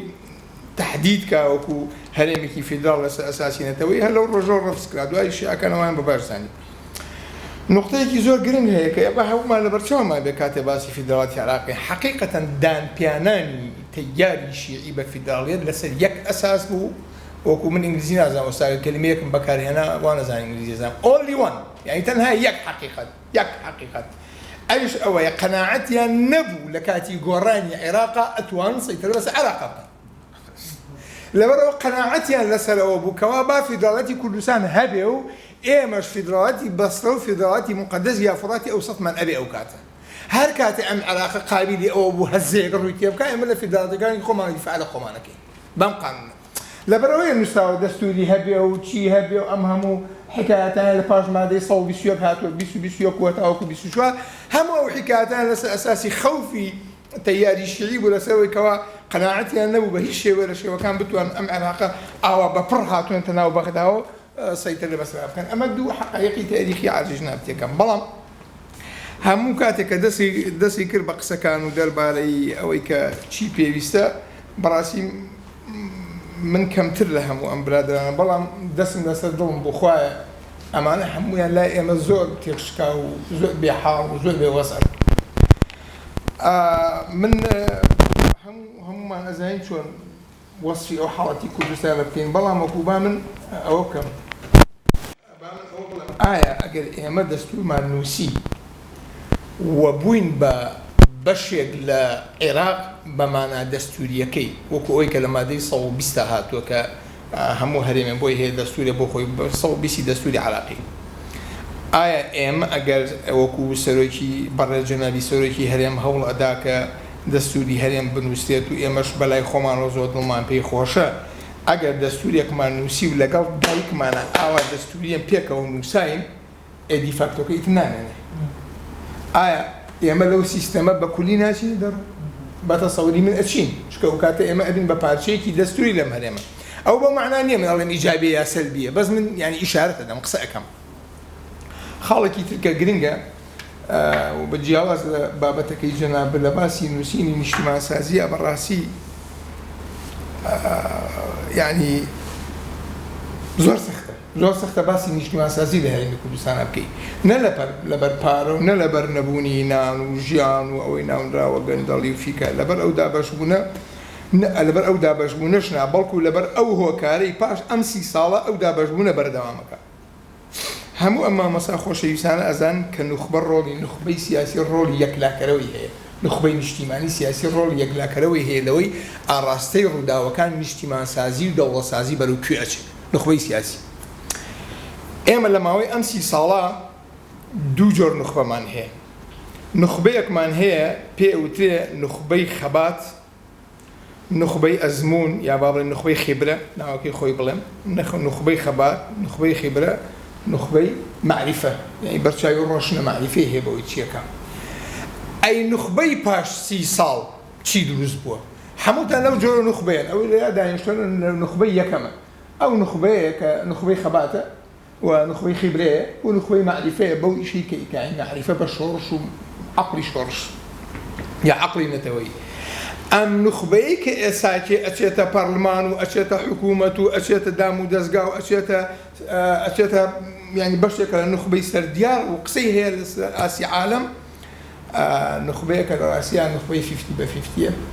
نوخبەی شەڕی ناوخۆیە نوخبەی دوو ئیداریە نوخبەی چیتر بڵێم نوخبەی دابەشبوونی سیاسیە نوخبەیەکە ئەوەی پەکی پێ نەبێ نیشتیمانە چونکە ئەم نوخبەیە لەم سێبەرا گەورە بووە ئیسا بۆتە نوخبەی چی بۆتە نوخبەی سۆسیال میدیا نوخبەی هاوار نوخبەی نیشتیمان هەڕاجکردن نوخبەی ئامادەبوون بە فرۆشتنی بە معاش نوخبەی هەموو شتێک ئەوی سوکایەتی واز دەبێنە ئەم نوخبەیە کە ئێستا دروست بوون نوخبەی دابەشبوونی سیاسی نییە بەتەنها نوخبەی ئەو واقع سیاسی نەهی ئێسەیە هەر لە 50/50 وەرە بۆ ئێرە ئەم 30 ساڵە هەموو ئەم نوخبەیەکەمە ناتوانم بچمە ناو هیچ کامێرە نازانم لەو بیناوەساوم هەموو ئەم نوخبەیەکەمە بەدەسەڵاتی هەرێمی کوردستان نەمانتوانی نیشتیمانسازی بکەین ئەوە نا نوخبەیە دروستکەین بۆ نیشتیمان ئێستا نوخبەیەکە لەو سێبەرا گەورە بوو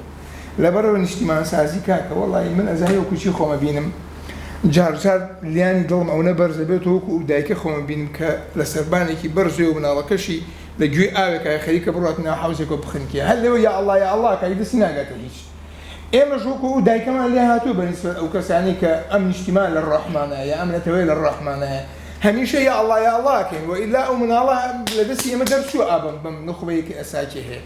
کەواتە تخوا بۆم بنووسە لە پەراوێزی ئەو قسانتانە کێشەکان هەرچی بن کێشەی ئەو نخبەیە کە سەنعەت کراوە زۆر سپاس قوربان تەکەوێت بین تۆژنەوەی ئەکادیمی و بینی واقع و کێشەی کورد ئەوە نییە تەصنیفی خۆمان بکەین نیو دەوڵەتی نیو دەوڵەت متەحەولین کێشەکە زۆر لەوە گەوراترە و من داواکەم ئیتر بەس یعنی لە بۆچوونی کوردی سێر مۆزوعەکە بکەین نەخرە دەرچێن دەرەوە بزانین دەرەوەش چۆن سێر ئێماکە ئێمە یعنی ئەو بۆ چوونەوە بلێن تۆژنەوانە سوودی لێ بێنرا کە وەرەقەی ڕفراندۆم حازر کرا سوودی لێ بینرا وەلو مستەقبەل يعني ئەگەر دووبارە توانیمان وەرەقەی ڕفراندۆم بەکاربێنین ڕەنگە ئەو تۆژینان یارمەتیماندا بەس ئەو تەصنیفانە تەصنیفێکی زیاتر ئەکادیمیە و تەصنیفێکی کوردیە با بزانین ئەوان چۆن تەصنیفمانەکە ئێمە تەجروبەیەکی عمرمان زۆر ناخۆشمانێ دوای ڕفراندۆم ئەمێنێتەوە زۆر جار ئێمە ئەنازێن وەڵڵا هەرێمی کوردستان زۆر لەوەی هەیە کاکە هەرێمێکی احتیاریە هەرێمی کوردستان يعني من الإمارات الجيام دبينو أبو ظبي وشارقة وأمو أين دصلات أنا أبو مطار أنا أبو طيار أنا أبو سوري أنا أبو باري أنا أبو سيستمي إقامة أنا جابو هذا هو باسبورتك أنا أبو دومينش كان نهروش دسانية اسكتلندا أجر ببيوركي جناب دبي دولتها اسكتلندا بانك شيء هي وبارش طبعك وبرلمان شيء هي وتعامل دكرير أجريك لفرقي توبيان كدولات كدولات بيرن كاسكتلندا كدولة بجدارة بي وويلزش هالوايا يعني دبين نخت إما دقرت أنا بقرين إما شون شارع سري مشاكل كان خمانة كين كاكا يعني من حزة كان بدو جناب الاهتمام بدا شون إما كيشين باخد بس بلي وام نكر وام بكر دا وازلو بين بقينا أول شيء بكين ئێمە مثل گەوراترین کێشەمانێ کاکە ئێمە دوو ئیدارەین ڕەحمەت لە باوکتان دوو ئیدارەین بس نامانەوە ئیعتراف بکەین چۆن چارەسەری ئەم مەشاکلانە هەڵکەین واقعیتر بین واز لەوەش بهێن تەصنیفەکانمان چییە و چی نییە هێزمان بوو خۆمان یەکگرتن یەکسەر بۆ دەوڵەتی بڕۆ کۆنفیدرالیش تجاوز کرد هێزتش نەبوو ئێکۆ ئێستا چارەمان نییە تەعامل دەکەین لەگەر بەغدا و وزيادش نروين والله دستور زيادي داو بيما والله هيك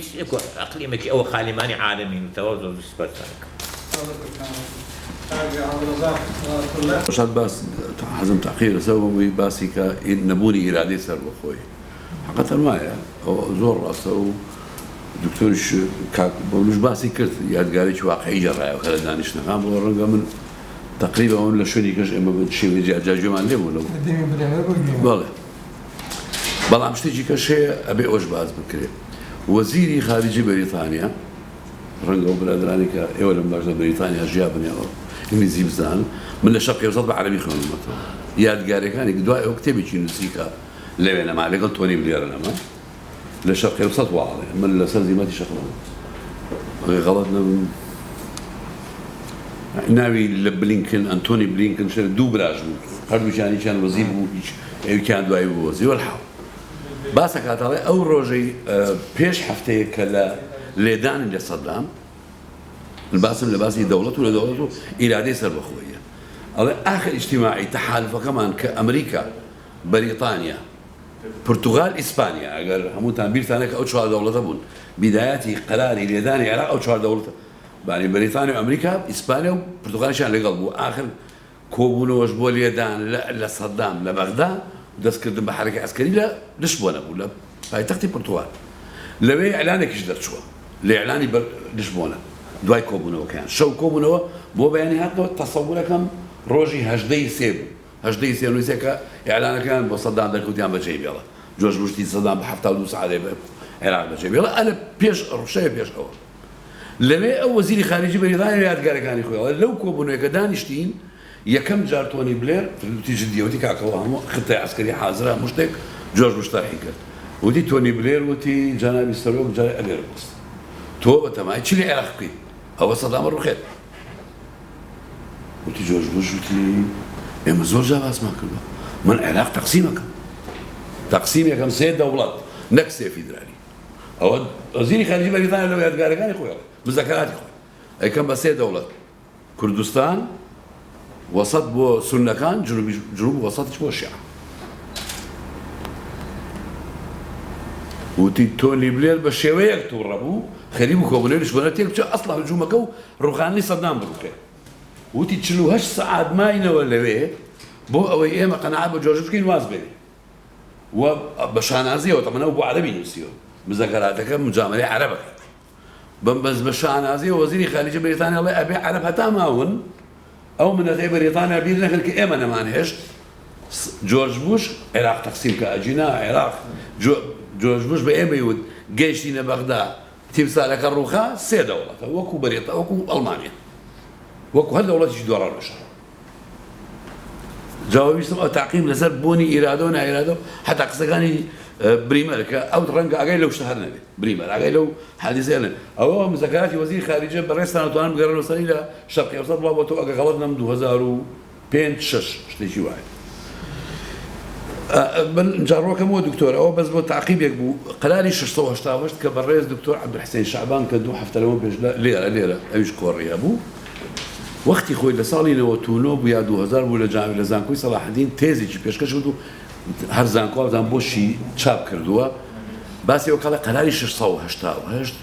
زمانێکی سیاسی بۆ کوردستان چونکە داوای حیواری سیاسی لە حکوومەتی عێراقەکە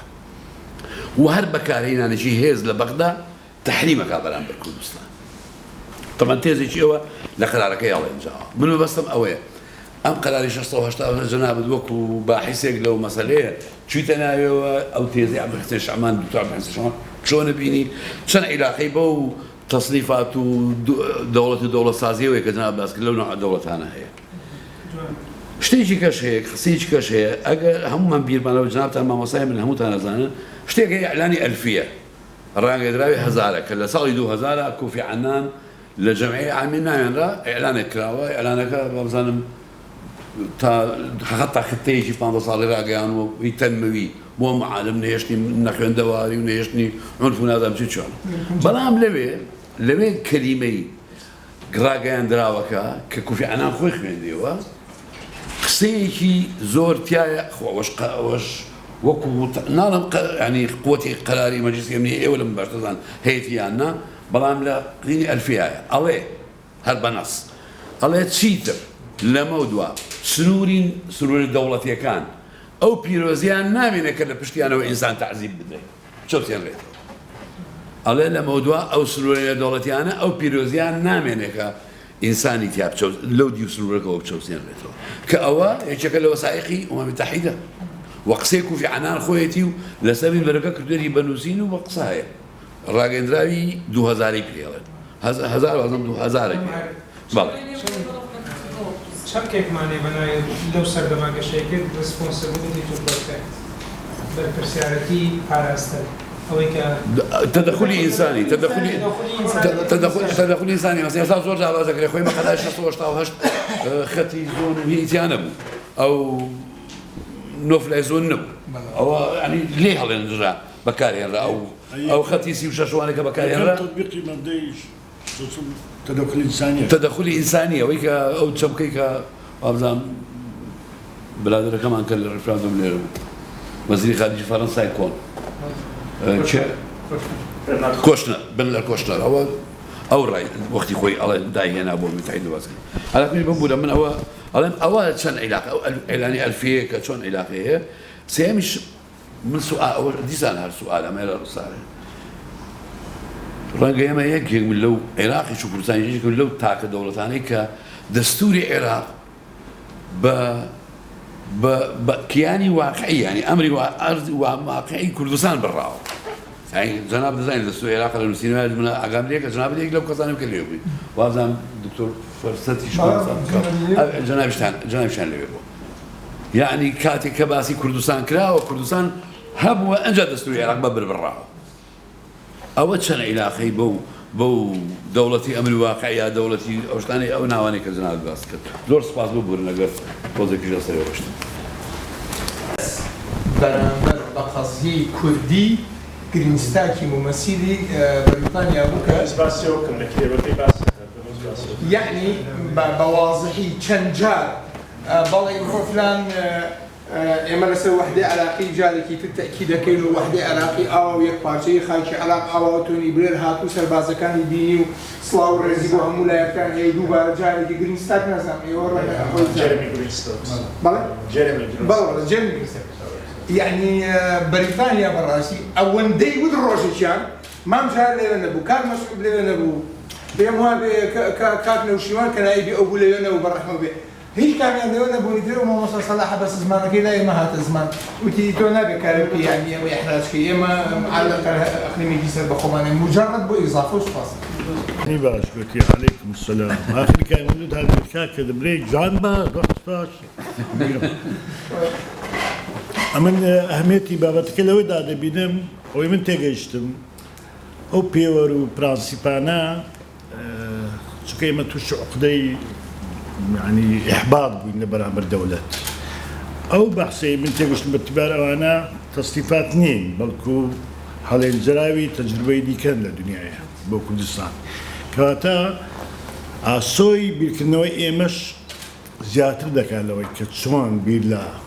مەسلەی چارەنووسی کوردستان بکەینەوە. من لێرە سێ پرسیارم هەیە. پرسیارێک ئەوەی ئایا طبعا هەموو مەبادئی دەولی بەحەقیقەت تقریبا مەسیریشەوە لە ئەساسا ئیما حەدەث بوون ئیما تیۆری بوون. بوونە مەبدە ئایا چەند ئیمکان هەیە ئەو تیۆریانە کە ئەتوو بە پێوەدەن ببنە لمستقل ببنى أساس بعلاقات دولية كان ببنى أساسك بأمم المتحدة بكات مبدأ بشارج كأوي ك الفدراليستو اجتماع قاضي طبعا برادران ليبيا أنا كاكسرو كاكروان الأدبيات السياسية لها اشتراكات هنا وتكان إما هموما كباسي فدراليات ما ذكر بو اتجاه باس ما ذكر نجتماني كردستان نجتماني عراق عربستان اللي زناهم علينا زوريش دكتور شادج برضو هندش تنسي ولا رابونو في أقل بير ماوي حتى أويك جداب الجرات ولا سكاك بس خدوانا دي ساقة تمام شيء دستوري عراقي شوي دي ساق تحدك بو اتجاه نسرة باتجاهي ك أما استا لما وي سالاني رابردو أو عنده مجاملة عرب ما انكر أو عنده خرد ما انكر لو موضوعي فدرالية محافظاته كهيج ما بدأ اشتغل يقول محافظات بس شكلينيه كباسي ذاك اصلا الحصري كذا بس محافظه ويعني هستكم لكردستان ايما تنازل معك لما بدايك الاجتماع قاضي ما بس قدسم كانيا دكتور مولود باشكد بو شكليك ايما قضيش اجتماعي ما اجتماع معناه انك لس اساسي عرقي او هيك بريما باشكد لس اساسي اجتماعي تشك اويك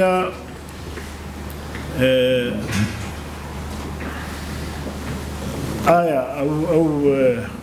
زور جنابت باسي أو ذكي عليه لا أو بيورانا أو مبدأنا لبرامبر أو فشل يعني ما بس تشيء لو يجوز سد بردك أو بيورانا لا أساس فشل يعني هو بكرتي زوس بس.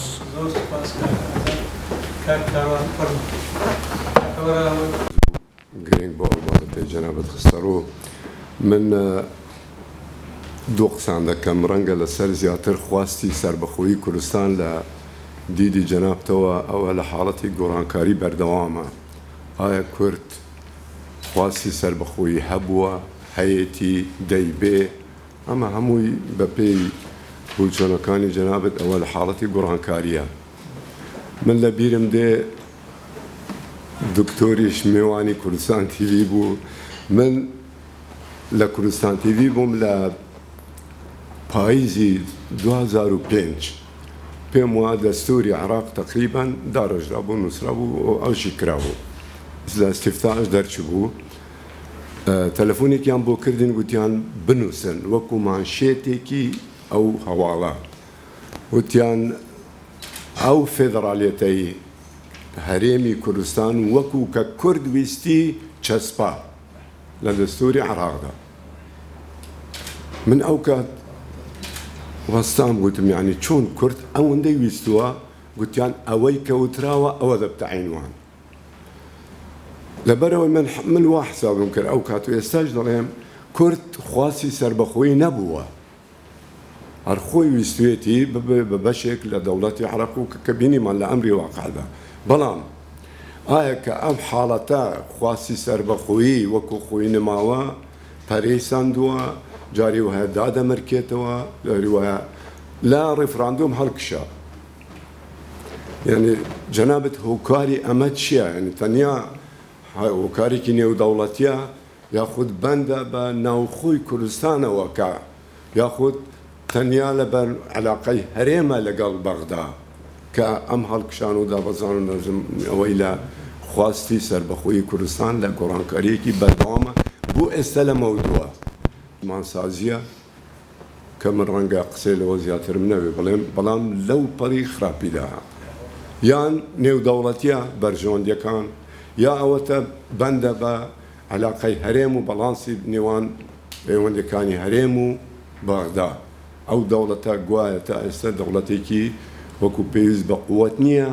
کە ئێمە پاشەکشە بکەین یعنی واتە ئێمە خواستی سربەخۆییمان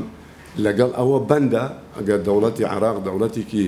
لاواز بێ یاخود بێ سەروبەر بێ ئەو خواستە لە ئێمە پەرە دەسێنی یان ئەگەر ئەویان بە قووەت بوو ئێمە دەکشینەوە من بەڕای من ئێمە لە دەستوری عراقدا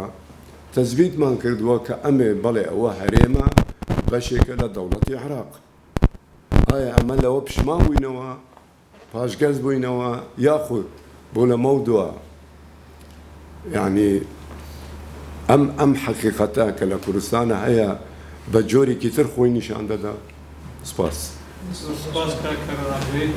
وازەهەیە ئاماژەت پێکرد کە کوردستان بەڕاستی پێناسەکەی توانین بڵێن فلوت ئەنتیتیەکە کە ئەم فلویدیتیە بۆتە هۆکار کە چەندین جار لەو 20 ساڵی ڕابردوودا ئەو دیفینیشن و پێناسەیەکی کە بۆ کوردستان هەمانە بگۆڕدرێت لەلایەکی دیکە و دەزانین ئێمە لە ڕۆژهەڵاتێکی ناوەڕاستداین کە دموکراسی و مافی مەسەلەن کەمینەکان و مافی نەتەوەکانی دیکە زیاتر ڕێزی لە ناگیرێت توانین بڵێن زەبر و زۆر و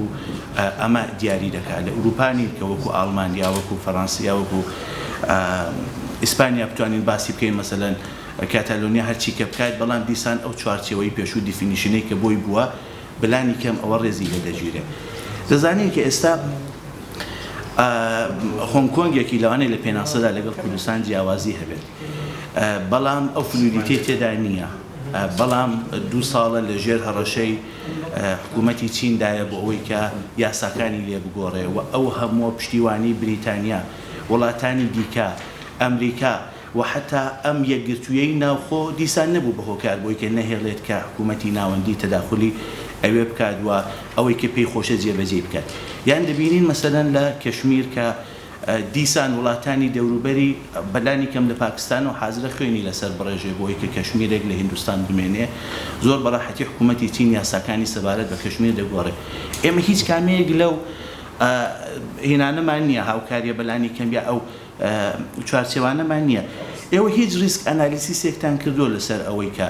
ئەگەر ئەم فلویدیتیە لەسەر پێناسە و لەسەر کیانی هەرێمی کوردستان بمێنێت داهاتوو دەبێ بەچی و چۆن دەتوانین ئەو شتانی کە بەڕاستی بوونەتە هۆکاری ئەوەی کە ئەو فلویدیتیە بمێنێت و یا ئەو فلویدیتیە بەردەوام بێت بڕەوێتەوە یا ئێمە بگەین بە سوباتێک خراپتر لەو شتێکە هەیە نەبێت دووەم شت چۆن ئەم دیفینیشنانی کە لە سنتەرە لێکۆڵینەوەکان و ناوەندە زانکۆیەکان دەکرێت ئەمانە هەمووی بەکاردێت لەلایەن سیاسیەکانی ڕۆژئاوایی ئەمریکا وڵاتانی دیکەوە و ئەمانە زۆر جار وایە خەتی لەوەردەگرن بابەتی دیکە ئەوەیە ئایا پەیوەندیەکانی کوردستان لەگەڵ وڵاتانی دیکە تا چ ڕادەیەک دەتوانێت گرنگ بێ بۆ ئەوەی کە ئەوان پێناسەیەکی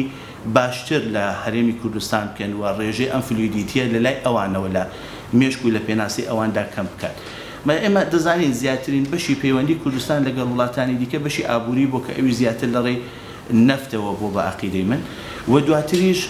هاوکاری ینی پەیوەندی سەربازی بۆ بە هۆی پێشمەرگەوە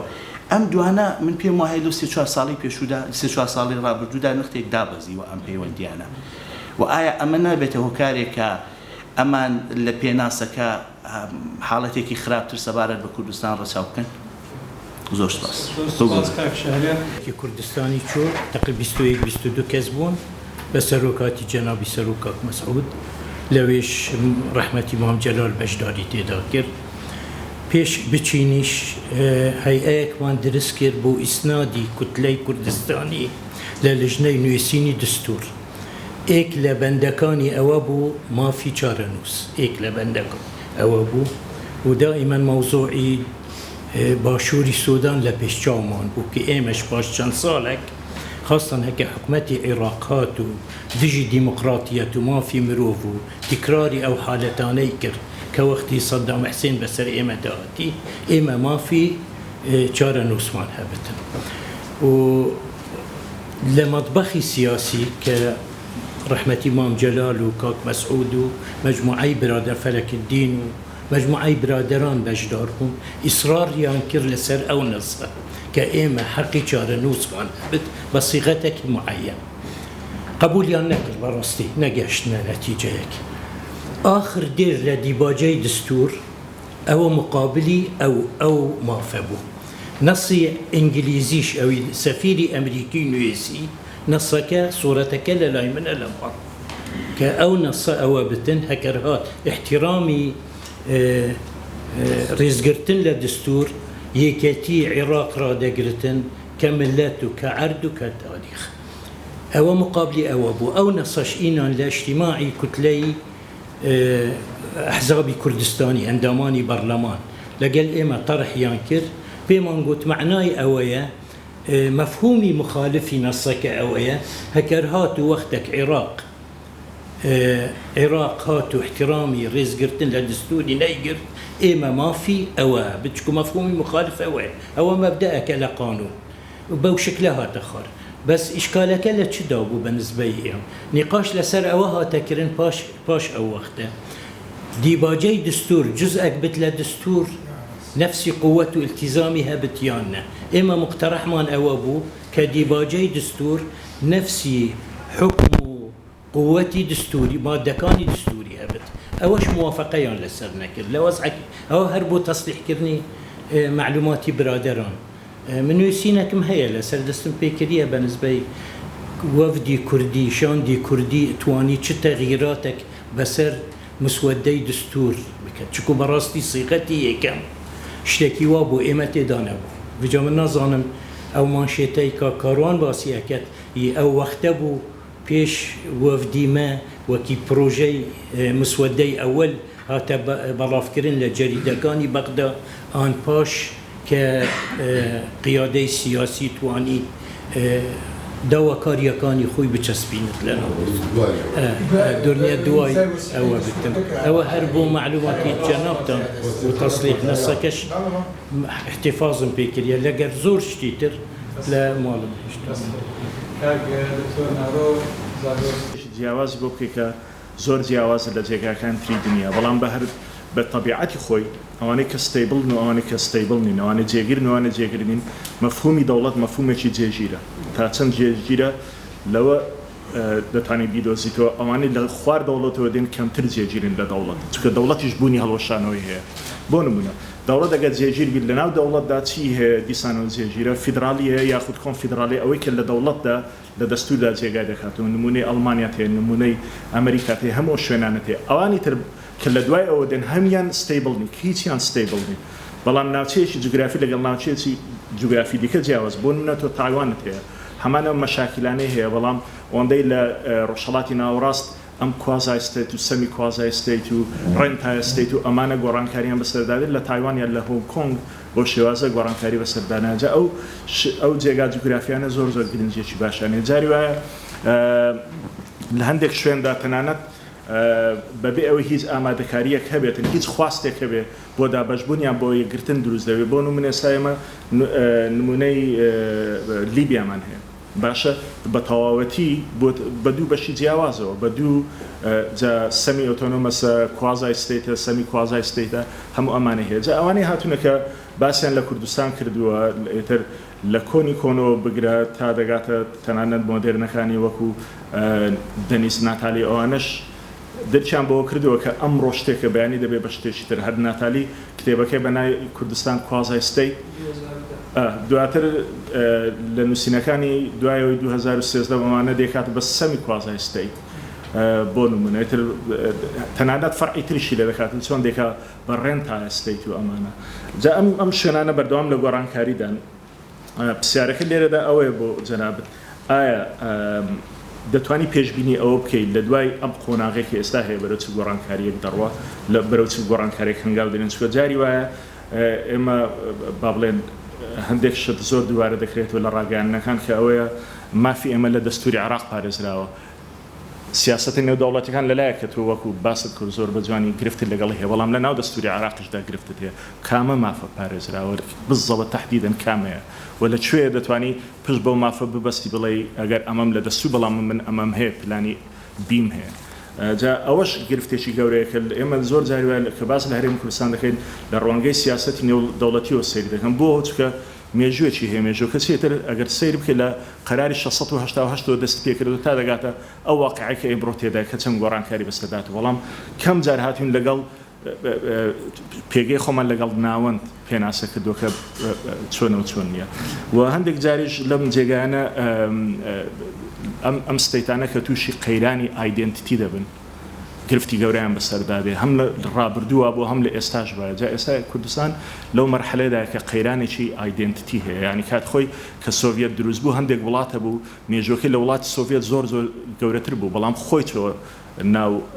سۆڤێتەوە هەندێک وڵاتە بوو مێژوەکەی و نەتەوەکەشی نەتەوەیکی گرتوونە بۆ بەڵام قەیرانی ئایدنتیتی نەبوو نەچوە ناو شوێنەکانەوە نمونەی ئەفغانستان تێ نمونەی ئێران تێ لەو بەرگرێ و لە بەرامبەردا نمونەی ئەرمینیات هەیە کە چۆن ئەم مێژوە گەورەیە ئەم نەتەوەی گەورەیە لە ناو سۆڤێتا چی بەسەر هات جا ئەمانە هەموو هەیە لەسەر قسەکەی کاک عەبدوڕەزاق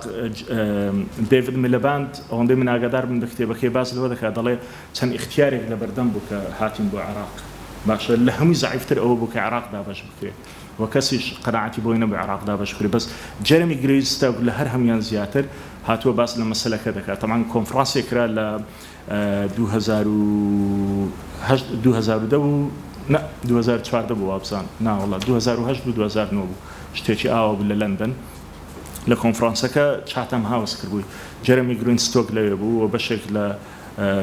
خلقاني عندنا مفتيش ليبو لهمان بانيل بو باسییان لەوە کرد کە مەسلەی سەربەخۆی کوردستان جەرمی گرینستەوە گوتی لە بەغدا کە قسەم لەگەڵ تاڵەبانی و بارزانی کرد دواتر ئەوان قسەیان لەگەڵ برێمەر کرد بگوتی من بەپەلە چوون بۆ لای برێمەر پێی بڵم تۆ ئاگاداری کورد بەتەمایە چی بکە بەتەمایە خۆی بە تەواوەتی لە عێراق جیا بکاتەوە کەمە دژی پلانی ئێمەیە بەڵام جەرمی گرینستەوە لەناو کوردیش ئەو قسەی کردووە لە مقابلەکانیش ئەم قسەی کردووە جەرمی گرینستەوە دەڵێت چکە پلانی ئێمە و ئەمریکا لە سەرەتاوە بۆ دابەشکردنی عێراق نەبوو بۆ یەکگرتنی عێراق بوو و هەر ئەو وەختێک کە بڕیار دەدەن لە پلانی اقتصادی ئەمریکادا پارەیەکی زۆر تەرخان دەکرێت کە چۆن بتوانن ئایدنتیتێکی نیشتیمانی بۆ عێراق دروستکردن و عێراقێکی یەکگرتوو بپارێزن قەت بۆ دابەشکردنی عێراق نەبووە ئەمە یەک جەرمی گرینستەوە تاکەشتیشی ئەوەیە دەڵێ من دژی مافی کورد نیم کورد پێویستی بەسەر بخۆی بەڵام ئێمە لە عێراق بووین لە مەرحلەیەک بووین دەڵێ نە ئێمە و نە ئەمریکایەکان پلانێکی تۆکمەمان بۆ عێراق نەبوو کە چۆن بتوانین ئیدارەی بکەین نەگەوەی کە پلانی سەدام لابن بەڵام چۆن ئیداری عێراق بکەین دەڵێ ڕۆژانە ئەمریکایەکان ئێمەیان دەکوش بە فرێندلی فایە چەندین سەربازی بەریتانی لە عێراق دەمرد ڕۆژانە ئەگەر بیرتان بێ ئەمریکایەکان بە هەڵە لێیان دەدا دەڵێ باشە ئێمە ئەگەر لەو قەیرانە بین ئەگەر پشتگیری لەسەر بەخۆی کوردستان بکەین تورکیا بێتە ناوە ئێمە دەتوانین چی بکەین بەرامبەر بە تورکیا جا هەدەفەکەی ئەوان ئەوە نەبوو کە دژی سەر بەخۆی کوردستان بێ بەڵام مەسەلەکە جیۆپۆلیتیکس و مەسەلەکە ئەو واقعە بوو کە لێرەدا هەبوو نمونە زۆر ئەگەر هەندێک جار بەراوردیان کە هەندێک شوێن هەیە ئەسڵەن لە هیچ شوێنێکی دنیادا ناوی نایە تەنها لەو جێگای نەبی نمونەی ڕیپۆبلیکا سربس کات هەیە لە بۆسنیا هەرسەگۆڤینیا ئیتر لە باکوور و سربیا بۆسنیا هەرسەگۆڤینیا لەگەڵ ئیز لە دوو مقاتعی جیاواز خەڵکانی کەستاوان دەڵێ ئێمە اعتراف بەو دەوڵەتە ناکەن کە تێدان کەسی هەویە بگورە هەویە و هەموو شتەکانی وڵاتی هەیە بەڵام لەناو خۆی دەستور شتی خۆی دروستکردووە بێ کەس لە دنیا اعترافش پێ بکە ئیشش بەو دەستوری خۆی دەکات تەنانەت محکەمەی خۆشی داناوە زۆر سپاس بێ ئاڵۆزی بارگۆڕاوی لە ناونیشانی کوردستان لە سیستەمی نێودەوڵەتی و لە سیاسەتی هەرێمەتیدا هەیە هەرێکێک بە جۆرێک لە جۆرەکان اینجا نازان بڕاستی هەر یەکێکیش لەو بابەتانە خۆی پێویستی بە سمینارێکی تایبەتە من هەوڵدەم ئەگەر بمبورن بە کورتی با بڵێن بە پرسیارەکاندا دەچمەوە ئەگەر شوێنێک پێویستی بە کاتی زیاتر بوو ئەوە هۆکارەکەی ئەوەی داوای لێبوردن دەکەم لەبەر کاتەکە بەڵام من لە سەرتاوە کاکتۆر پرسی ئێمە چ جۆرە سیستەمێکمان هەیە یان چ جۆرە سیستەمێک ئێمە دەخوێنێتەوە ئەمە فیدرالین یان نەوەچیت بەڕاستی من وەکو ئەکادیمیەک لێرە قسە دەکەم نەوە وەکو ڕاوشکارێکی حکوومەت یان سەرۆکی حکوومەت داوات لێ بکە ئێمە چی بکەین من وەکو ئەکادیمیە کەشیکردنەوە بۆ واقع دەکە وەکەوەی کە شتێک دەڵێم وەکو بە ئینگلیز پێدەڵێن پرۆڤۆکەتیڤ یعنی جێگەی قسە لەسەر دەبێتن و ڕۆژەکە بە باوەڕی من درێژکردنەوەی نادڵنیایی ئەساسە بۆی تۆ وەکو کیانێکی نادەوڵەتی یا کیانێکی ئەمری واقع بمێنیتەوە چەندە کێشەیەکی گەورەیە بۆ ژیانی ڕۆژانەی خەڵک و بۆ سیاسەت و ئەوانە بەڵام تۆ دەبێ بە بەرنامە نادڵنیایی و ئاڵۆزی دروستکەی بۆی وەکو کیانێکی نادەوڵەتی بمێنیتەوە ئەگەر نا ڕەواندنەوەی نادڵنیایی و ڕەواندنەوەی ئاڵۆزیەکان ئەوەیە تۆ لە چوارچەوەی سیستەمێکی یاسایی خۆت ببینیتەوە ئەوەی وەکو کە ئوستاس گوتی ئەگەر ئێمە دەستور بکەینایە بە تەواوەتی جوود دەبینەوە و دەچینە پاڵ ئەو سیستەمەدا بۆیە من وەکو ئەکادیمیەک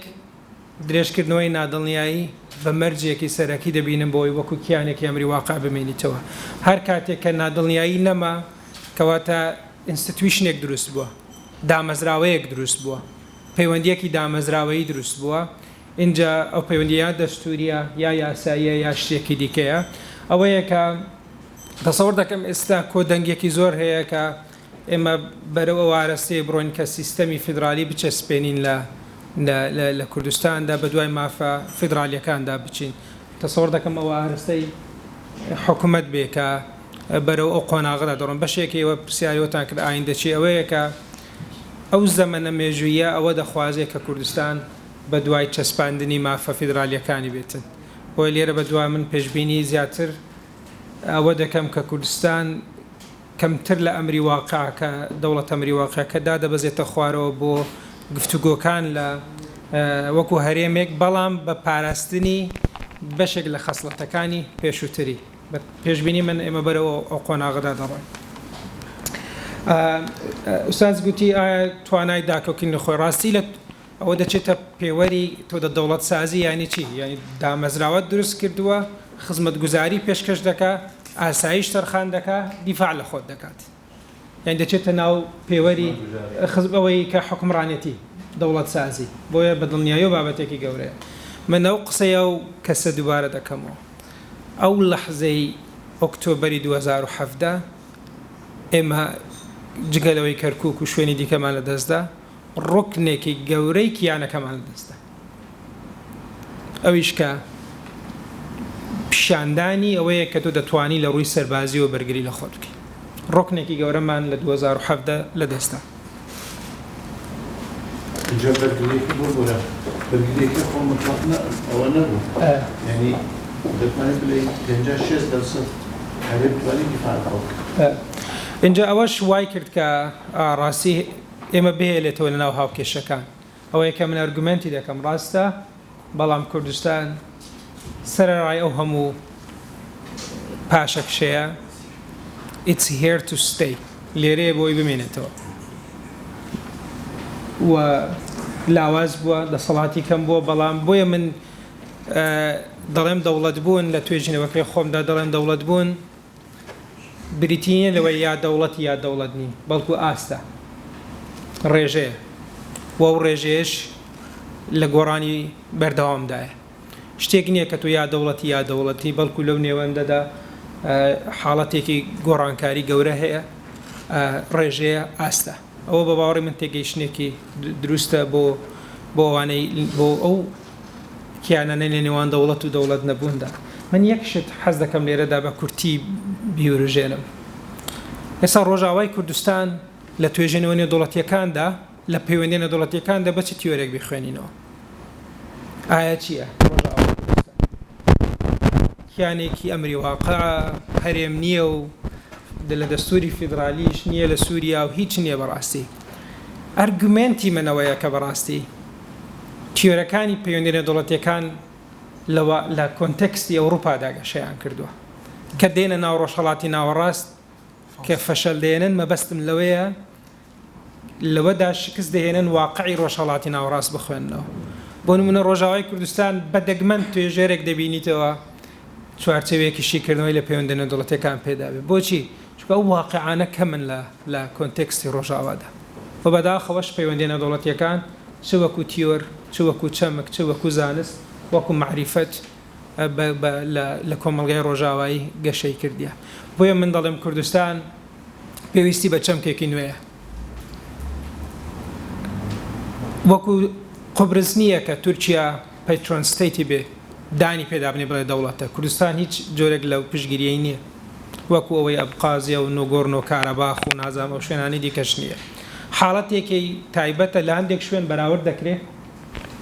کە گرنگیشە و بەراوردکاریە بکرێت لە هەندێک شوێنیشدا بەراورد ناکرێت من لەسەر بەراوردکاریەکە لە مانگی نۆی 2017 لە بەغدا بووم بە مەبەستی چاوپێکەوتن یەکێک لە میتۆدەکانی کۆکردنەوەی داتا بوو من لەگەڵ سەفیری ئیسپانیا بینیم حەز دەکەمەوە بجێڕمەوە سەفیری ئیسپانیا گوتی من دەستماوە کە لە بچەکراوە هیچ قسەیەک ناتوانم لەسەر ڕیفراندۆمی کوردستان بە باشی بکەم چونکە لە کەتەلۆنیا ڕیفراندۆم هەیە بۆیە بەڕاستی سەرڕایەوەی مەحاڵەتێکی ڕەنگە تایبەت بین بەڵام زۆر گرنگیشە خۆمان لە بەشێک لە سیستەمێکی گەورەتریشدا ببینین حاڵەتەکانی دیکە شوێنەکانی دیکەش ببینین لە ڕۆی مەنهەجیەوە کاکتۆرە من زۆر حەزم لەو پرسیارەیە چونکە ساڵی دادێ میتۆدەکانی توێژینەوە دەڵێمەوە لە زانکۆی سەلاحەدین ڕاستی توێژینەوەکەی من لە ڕووی کوالیتیتیڤ یعنی چۆن تەرجمە بکەین بە کوردی جۆریە یعنی کەمتر مامەڵە لەگەڵ داتای کەمی دەکات بژمێردرێ بۆ منە 120 خەڵک 130 خەڵک 140 خەڵک چونکە توێژینەوەکەی من وەی دەبەست بۆ بەدەستێنانی کۆکردنەوەی زانیاریش چاوپێکەوتن یەکێک لە میتۆدە سەرەکیەکانی من بووە بۆ منە من کاکدکتۆرم چەند جارە ئەزیەت داوە لە توێژینەوەکەی خۆمدا بە درێژایی ئەو فترەیە میتۆدی دووەم ئۆبزێرڤیشن ئەوەی کە خۆم لە ناو ڕووداوەکان بوومە مثلەن بەشداری هەڵمەتەکانی ڕیفراندۆمم کرد و بەشداری لەو فترەیەدا زیاتر لە 50 وەرکشۆپ و کۆنفرانس هەموو ئەوانە ئەکسێسی دەستگەیشتن بە زانیاری و تێگەیشتنەکانیان بە مندا لە ڕۆی میتۆدی توێژینەوە ئەوە جگە لەوەی پێشبەستن بە ئەدەبیاتەکانی دیکەیە لە ڕۆی مەنهەجەتی توێژینە بێگومان هەر یەکێک لەو میتۆدانە لیمیتیشنی خۆی هەیە ینی کەم و کوڕی خۆی هەیە هیچ یەکێک لە میتۆدەکان 100% داتایەکمان ڕەنگە پێنەدا کە ڕپرزەنتیڤی وە لە هەمووشی گرنگتر من شیکردنەوەی ئەوەی کە پێ دەڵێن کۆنتێنت ئەنالیسیس شیکردنەوەی ناوەڕۆک بۆ نمونە لە یەکێک لە توێژینەوەکاندا هەرچی گوتاری بەڕێز سەرۆکی هەرێمی پێشوو سەرۆک بارزانی هەبوو بە قسە بە نووسین من هەموم کۆ کردوتەوە چ وشەیەک زۆر بەکارهێنراوە چی وشەیەک بەکار نێنراوە بۆچی ئەو وشەیە بەکارهێنراوە بۆچی ئەو وشەیە بەکار نێنراوە ئاراستەی چ جۆرە جەماوەرێک کراوە لەگەڵ چ جۆرە جەماوەرێک یعنی شیکردنەوەی ناوەڕۆکی شێکێک لە میتۆدەکانی دیکە بووە لە هۆڵندی بوون کورد وەکو وردەکاری نە بەڵام وەکو بزە بدا ینی وەکو ئەوەی کە ئەوە کێشەی بەشێکی زۆر پرۆفسۆرەکانی زانکۆ ڕوپەکان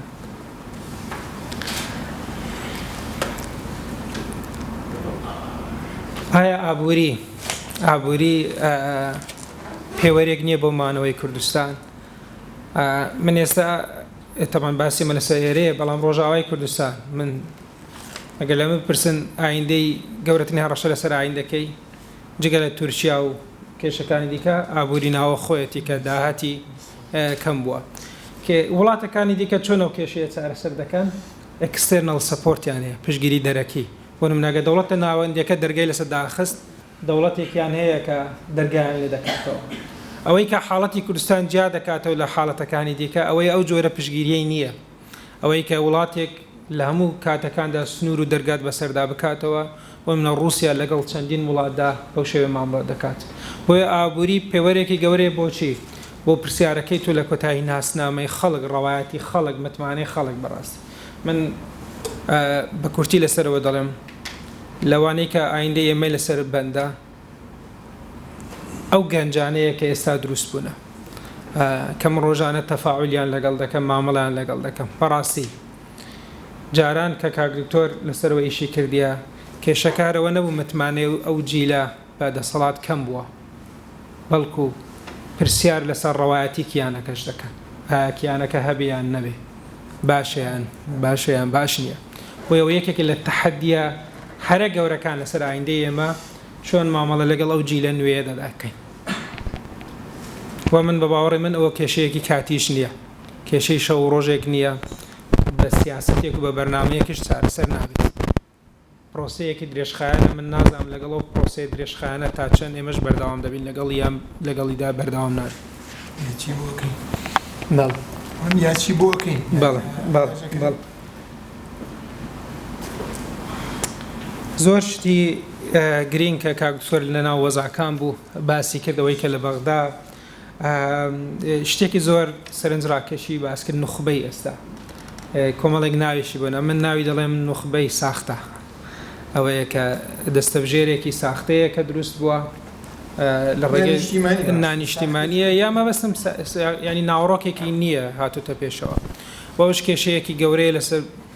پرۆسەی نیشتیمان سازی و پرۆسەی دەوڵەت سازیش پرۆسەیەکی دوو شت نین کە بە پێچەوانەیان بە دوو ئارەستەی جیاوازدا بڕۆن بەڵکو تێکەڵن لەگەڵ یەکدیدا ینی نیشتیمان چۆن هەستێکی نیشتیمانیان لای خەڵک دروست دەکەی ئەگەر پرۆسەی دامەزراوەیکردن و دەوڵەت سازی دروست نەبێت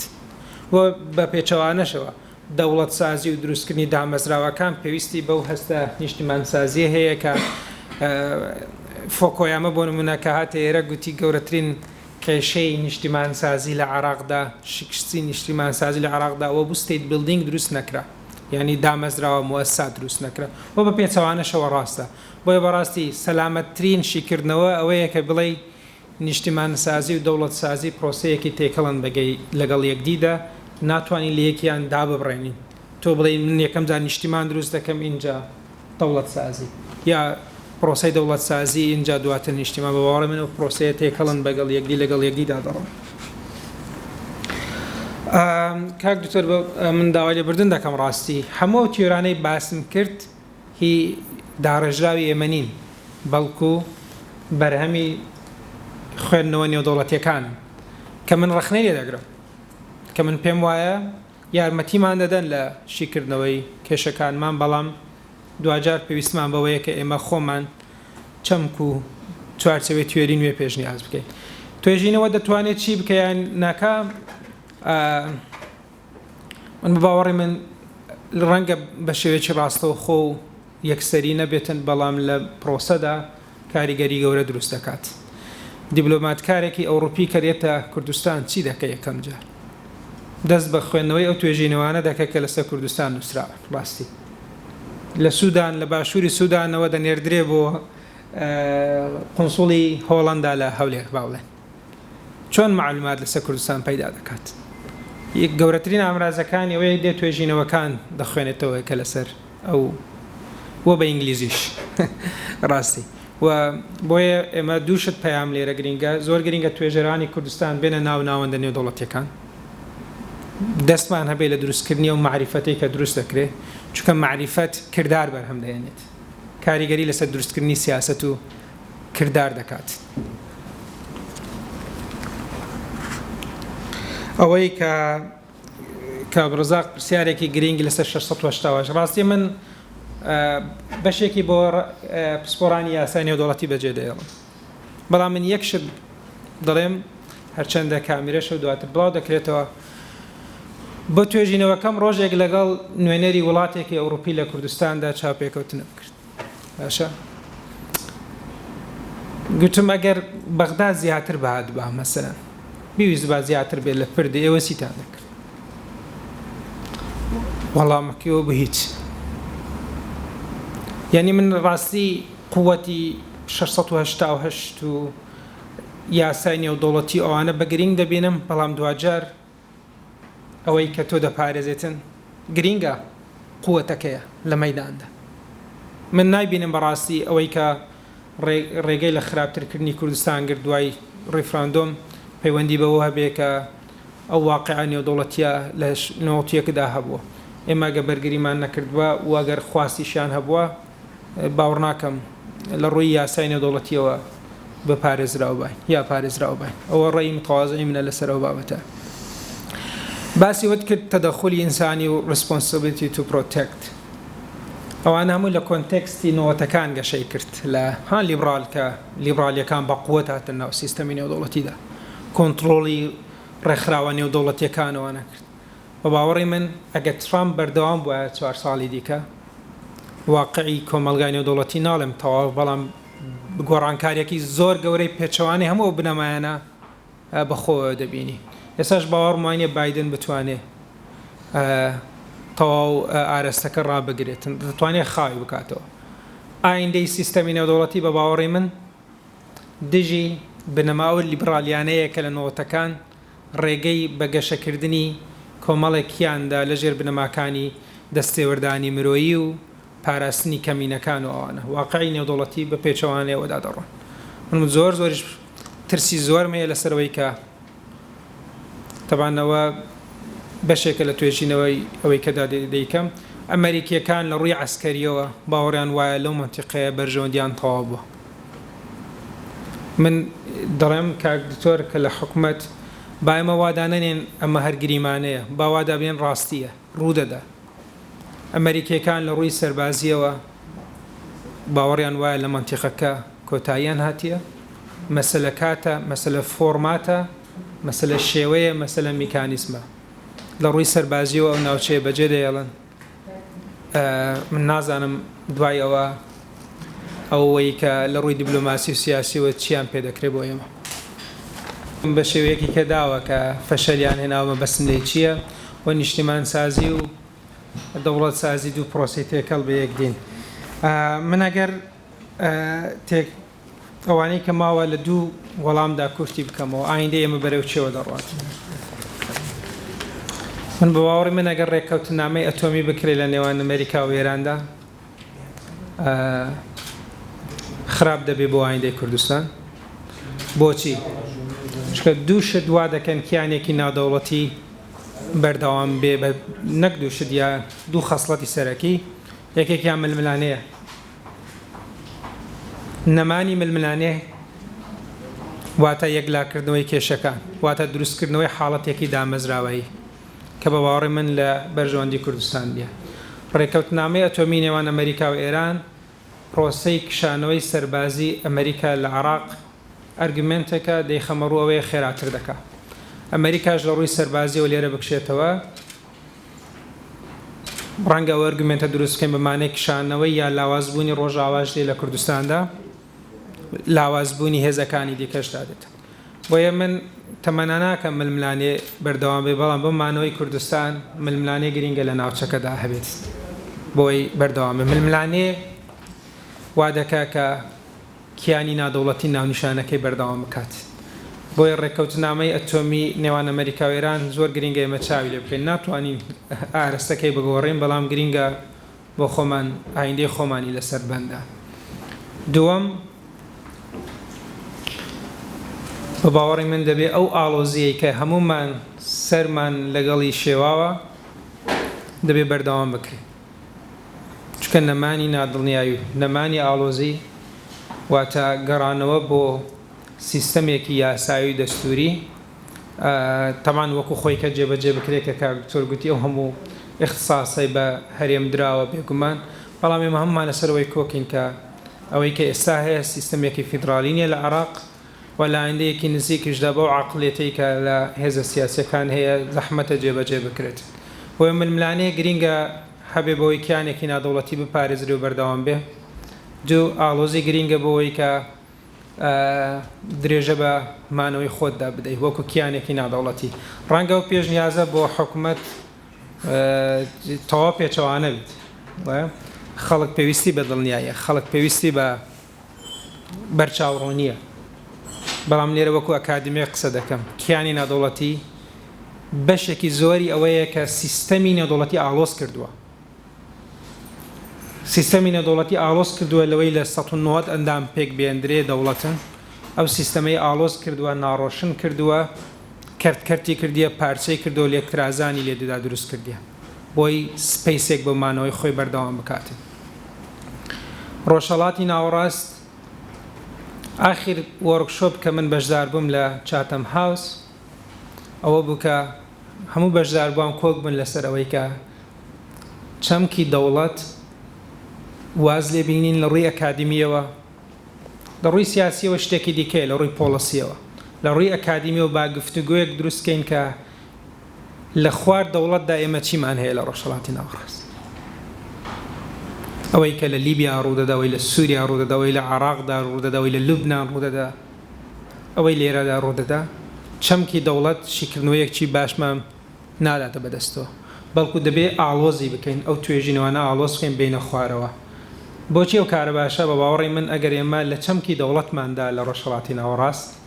لە ڕووی تیۆریەوە لە ڕووی بیرکردنەوە لە درێژمەودادا بە شێوەیەکی ناڕاستەوخۆ